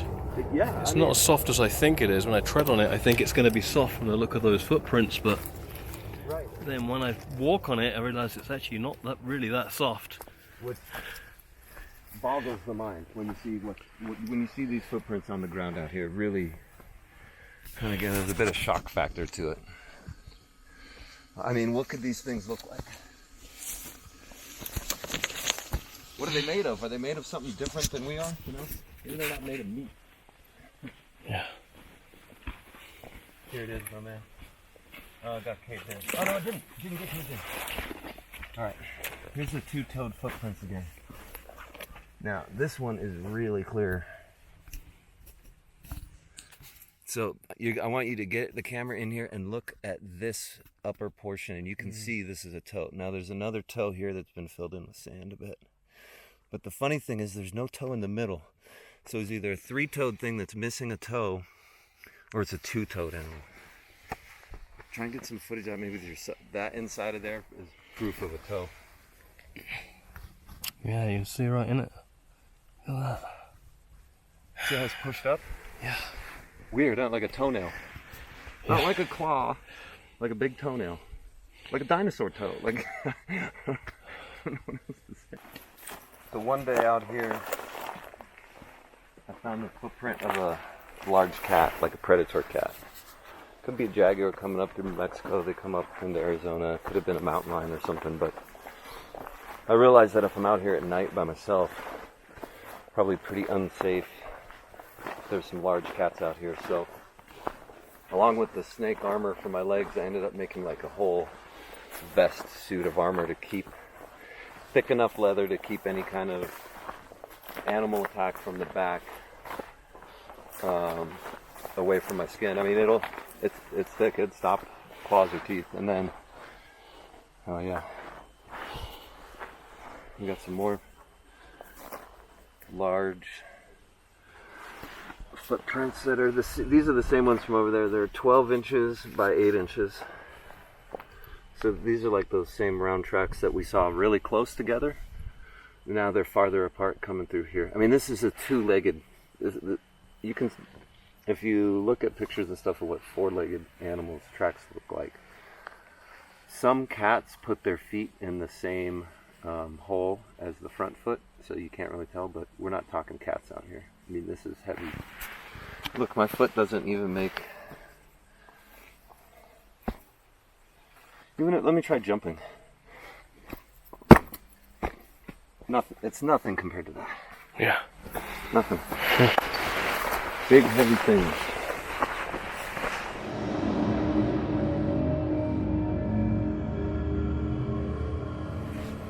This must be where they've kept the cattle. In here. I haven't actually asked Tom what happened in this part of the corral in the ranch, but I do find majority of the footprints in the area around this corral. But also you can see why you really need to look and you really need to practice tracking these things, because I promise you I could send people out here to the ranch to say, go look for footprints. They'd probably go in the front yard of the house, say there was nothing. But I can come out here and kind of go through the dirty parts, and I find footprints all the time. We have I talked to my friend Karen Hill. She's kind of the moderator for the CE5 group in Phoenix, which is the Close Encounter of the Fifth Kind. It's where you get a group meditation and try to summon a craft, a UFO or something, have some kind of encounter. And so some of them agreed to drive up here today to meet up with me here at the ranch so we can have them do a group meditation and try to get them to possibly focus on having one of the creatures come out more so than a UFO showing up. It's pretty easy to see UFOs out here, so it'll be cool when the Phoenix group is here. And then, I mean, the sun's almost down. Let's go back to the car and I can put my suit on, my armor. I'll show you that. So for my arms I used a lot of Velcro so that I can change what I'm carrying. So right now I have a dive knife on it, but I just put Velcro on all my tools and stuff so that I can just, I have lasers, a flashlight. I have this green flashlight that I can mount to my arm, or I can mount to my shoulder, and then this part of the back just turns it on. So it's kind of handy to have mounted to my shoulder for when I'm walking around at night, hiking through these parts, and I don't have to carry a flashlight. I can just click my little spotlight on and go from there. Just because I was curious if anywhere on the ranch, if like a compass would start going crazy. So I added a compass there. I've never made anything like this. This was my first time, so it's a learning process, but I've made it so I can move around and get some bending, so the top one overlaps the middle one as well. And that's my suit. Keep me safe from lions, tigers, and bears. I don't think there's any way to stay safe from one of these monsters. There's no way they just rip your arms off and beat you up with them, so it's more about any kind of terrestrial predatory creature. Like I said, if I'm out here by myself, it's just extra precaution. Oh, and since large cats tend to hunt you from the back, I read that people in other parts of the world where they hunt tigers and things, they wear masks on the back of their head. This is the white wolf.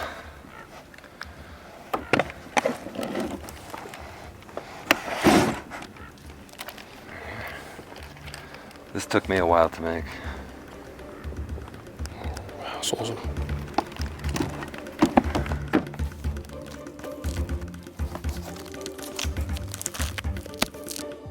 Hoodoo Tall took off his armour for use later, and the CE5 group started to arrive.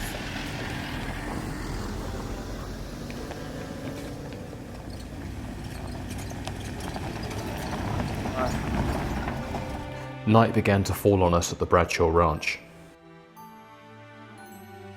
It was my first time being there at night, and it was definitely a different experience. Look, there's little watermelons growing wild here at the ranch.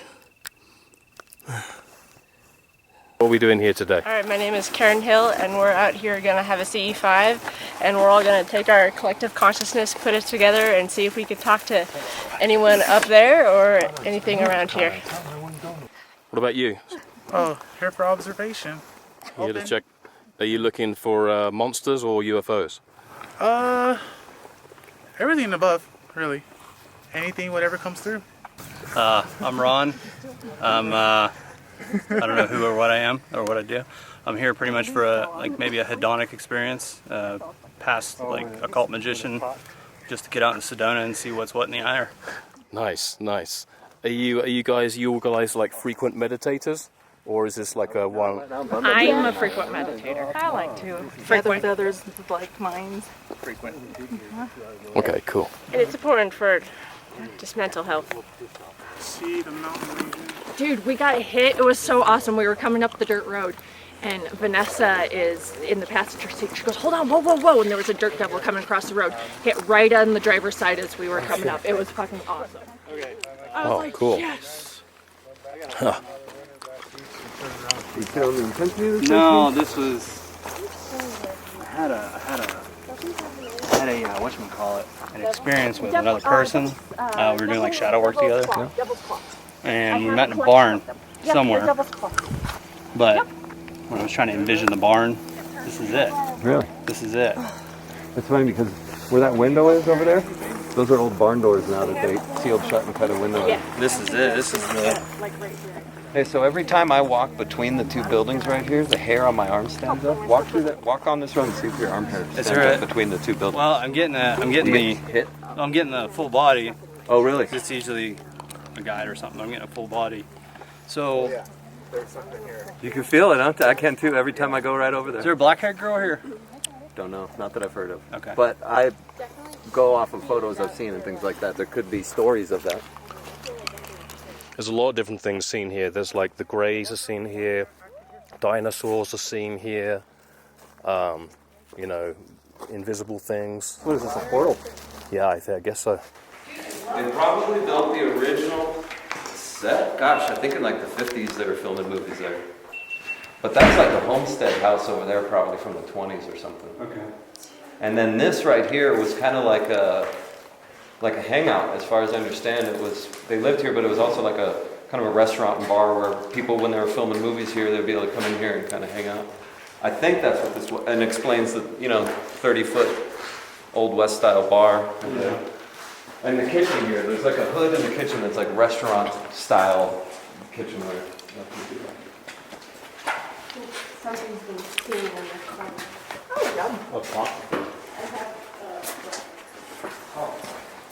Get the I want to believe on the wall.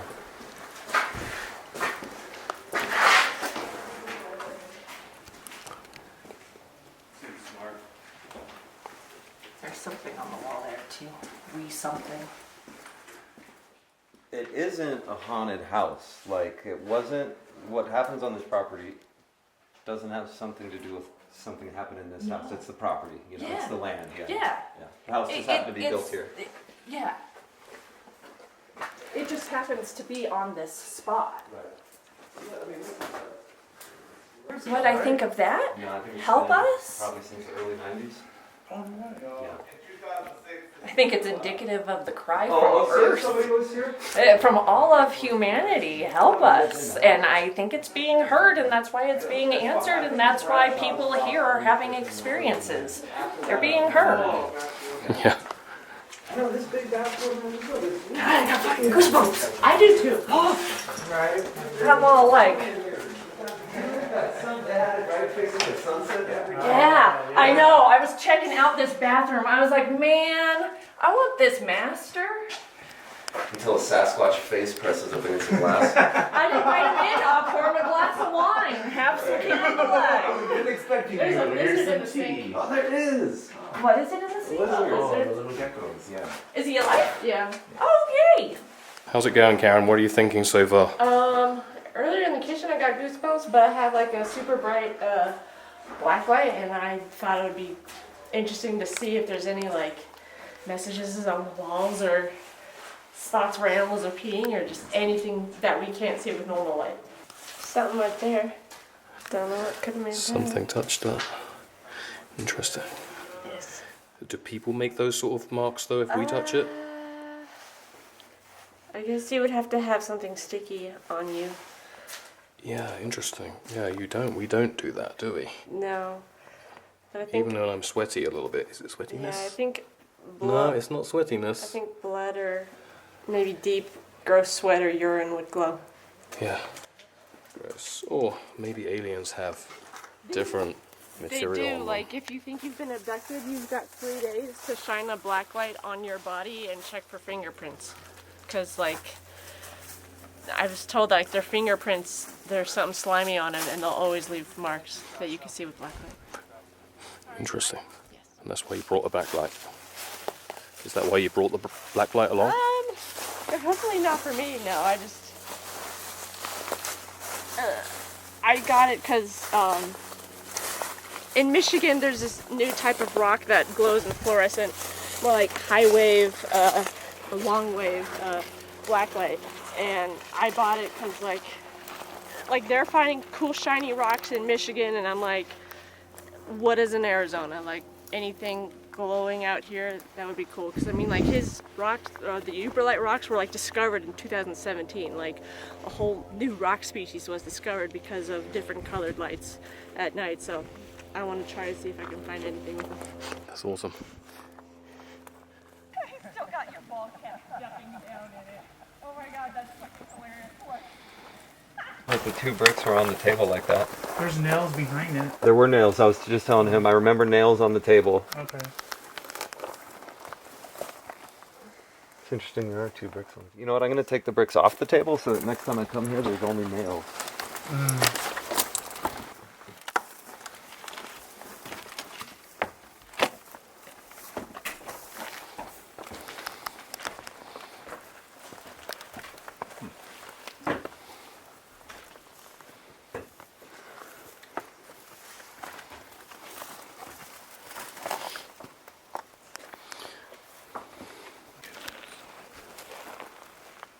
What did you find? Possibly a cat, but it looks like only 3 toes. I mean, it's a 7-inch wide track, and 7 inches by like 5 inches this way, 7 inches this way. But there's some toe imprints and a pad. It's pretty heavy for a cat. Cats don't usually leave a big heavy track. There's another one kind of like it. I'm wondering if we should start heading back soon. Absolutely. Let's go do it now. I brought my night vision again. So hopefully, I'm sure we'll see something. I mean, night vision captures anything and everything. Tell us about what you captured on the UFO tours. I've captured a lot of power-ups where like we would shine green laser pointers at just maybe a satellite flying by, but it would just get all bright and huge, and then for like a few seconds, and then it would just go back to its regular light. We got to make sure everyone's A few times we got it, like the same one to do it like twice, but I don't know, and then like a few times we caught doubles where it was just 2 that are flying at the same speed. They're either parallel or like falling behind each other, and then a few times we caught triples, so it was like just like 3 just flying with each other. There was a film crew out here, and the sound guy had to take a piss and walked over to the windmill to pee. And when he went over there, he thought he heard these wild horses running around. So he listened to the horses for a minute, and then he peed, and he came back. And when he got back over here, the film crew had been looking for him for an hour.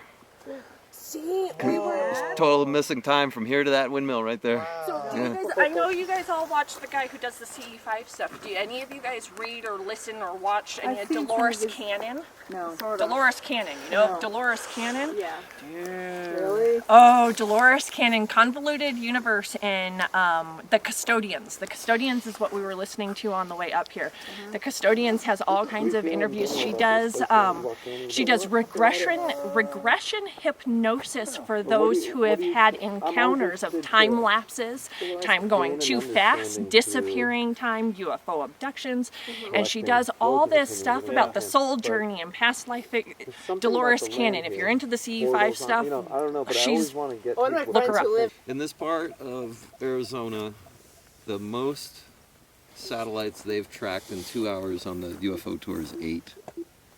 And on the tour you can see like 80 objects flying in the sky. So I mean, you're almost lucky if you see a satellite. And a lot of the lights you see in the sky here, they're way brighter than satellites are. You know, the satellites aren't all that bright, really. And we'll see balls of light a lot of times like just as bright as Jupiter. I was reading Ava Marquez and the starseed stuff about Ava Marquez, and I had there was a spot in Ava Marquez. She does a lot of starseed, intergalactic, people who are born here really aren't really from here type stuff. And I was reading Ava Marquez, and one of her one of her chapters, she talks about working with a gray called Loom. And I was doing this reading and learning about Loom and working with the grays. I went to sleep and woke up with a busted blood vessel in my eyeball. I've never had a busted blood vessel in my eye. I've had severe traumatic brain injuries, all other shit that connects back to Dolores Cannon and Ava Marquez, all that other stuff about it triggering and unlocking shit. Anyways, I've had traumatic brain injuries, never busted a blood vessel in my eye, never. Did this meditation about Loom and the Greys and woke up with a busted blood vessel in my eye.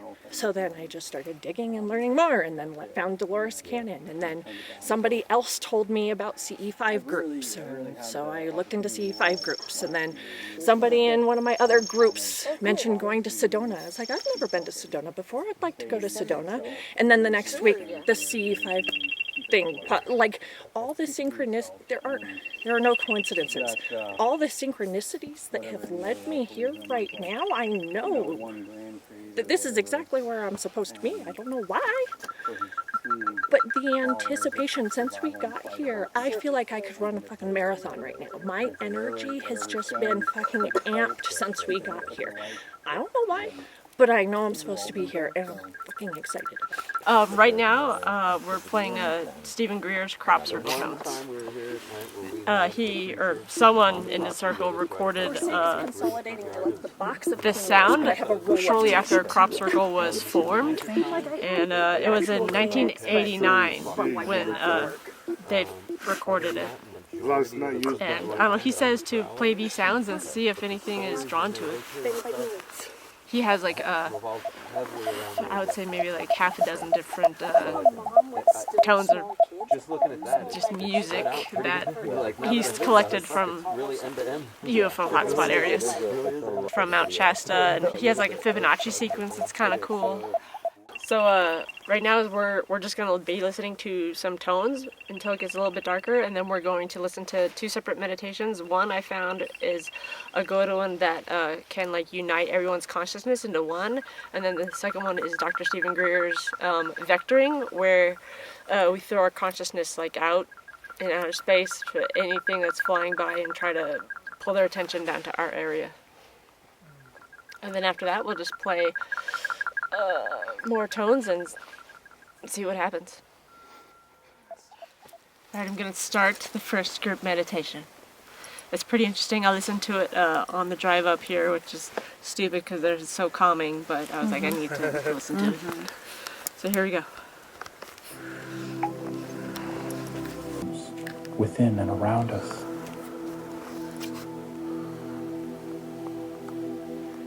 And so, as we gather here together in this sacred circle, let us relax our bodies and minds. Let us find comfortable positions.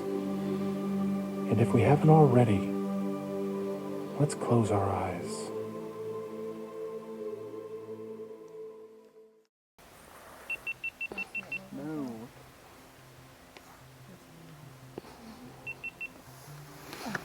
The one good thing about the UFOs out here are, I see them all the time, and I've never done a meditation on it. I think it'll be cool.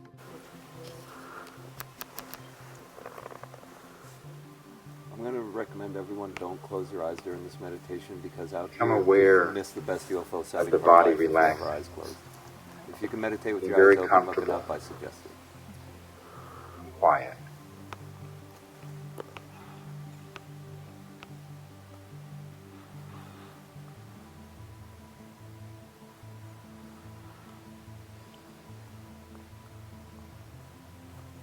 The entire Milky Way galaxy. It's just going a little wiggly. Its beautiful spiral arms, shining in a sea of pure awakeness, pure consciousness. It's changing direction.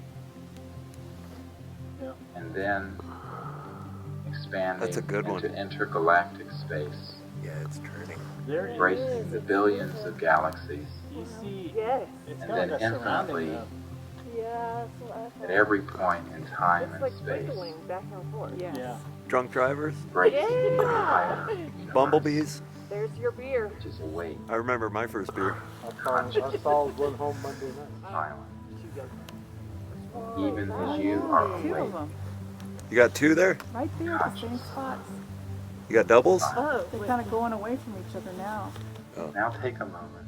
Now, I'm skeptical as the average man, and most people are just going to say, well, those are just satellites flying overhead. I would have thought the same thing as well.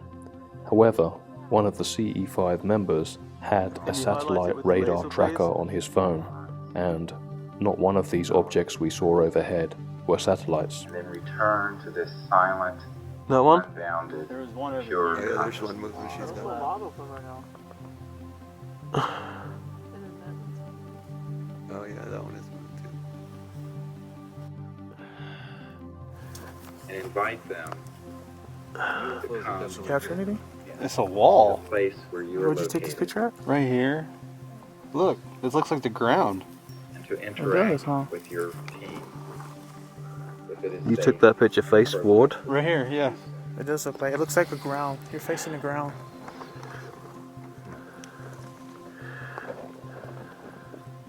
This deep space.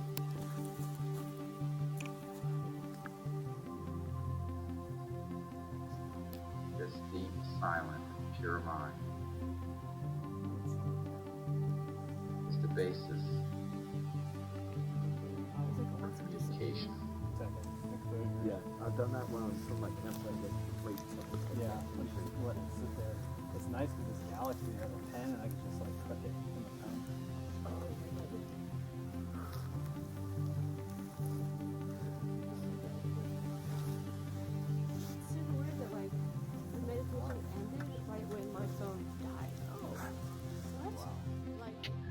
After we'd finished looking at the UFOs that were flying over us after the CE5 contact meditation, we went over to the ranch house, and one of the members started to say that he could feel a strange force coming from it. We all pulled out our cell phone cameras and started taking these photographs. We were not alone.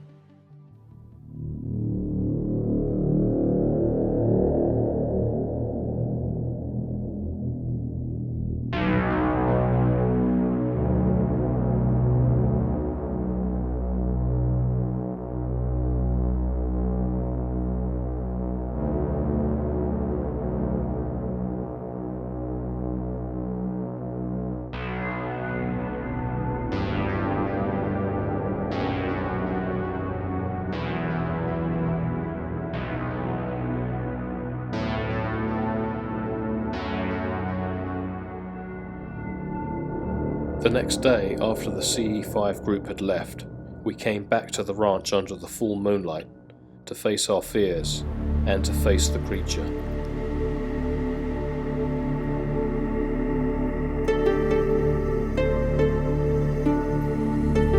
We are on the ranch here at night, and it's a full moon tonight, so we're able to get film here.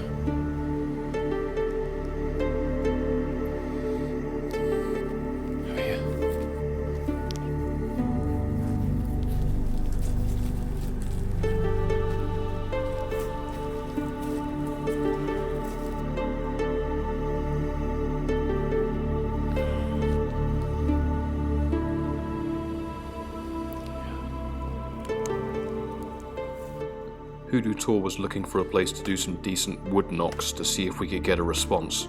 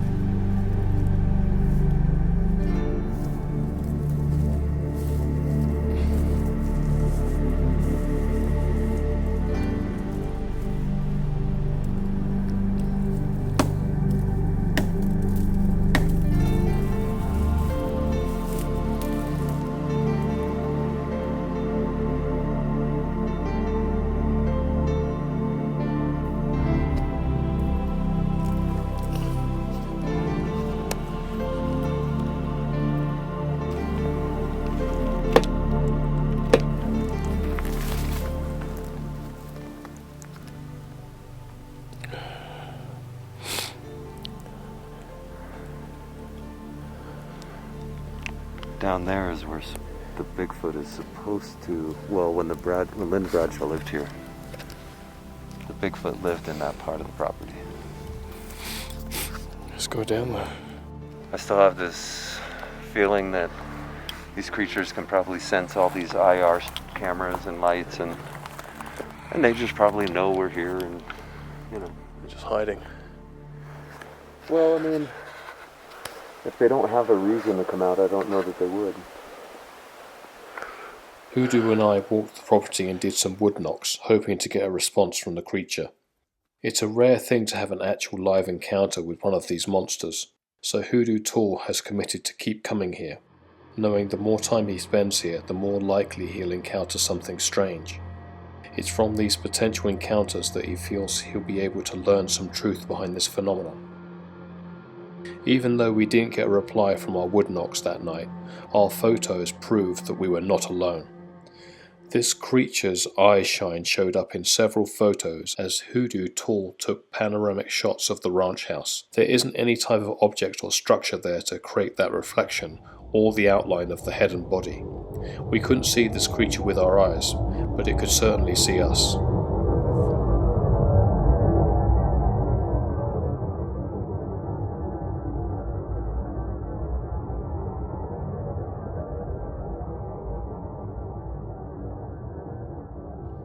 On my last night back at the camp, we heard strange noises and unusual beast sounds outside our tent. I was so scared I couldn't even operate my camera, especially after hearing the sounds. On my journey home and reflection, it was shocking to think about how reliable these phenomena appear and follow Hoodoo Tall around. He makes 2 trips a year to the ranch and to explore the area. I can't wait to get back out there with him and see what else we might discover together.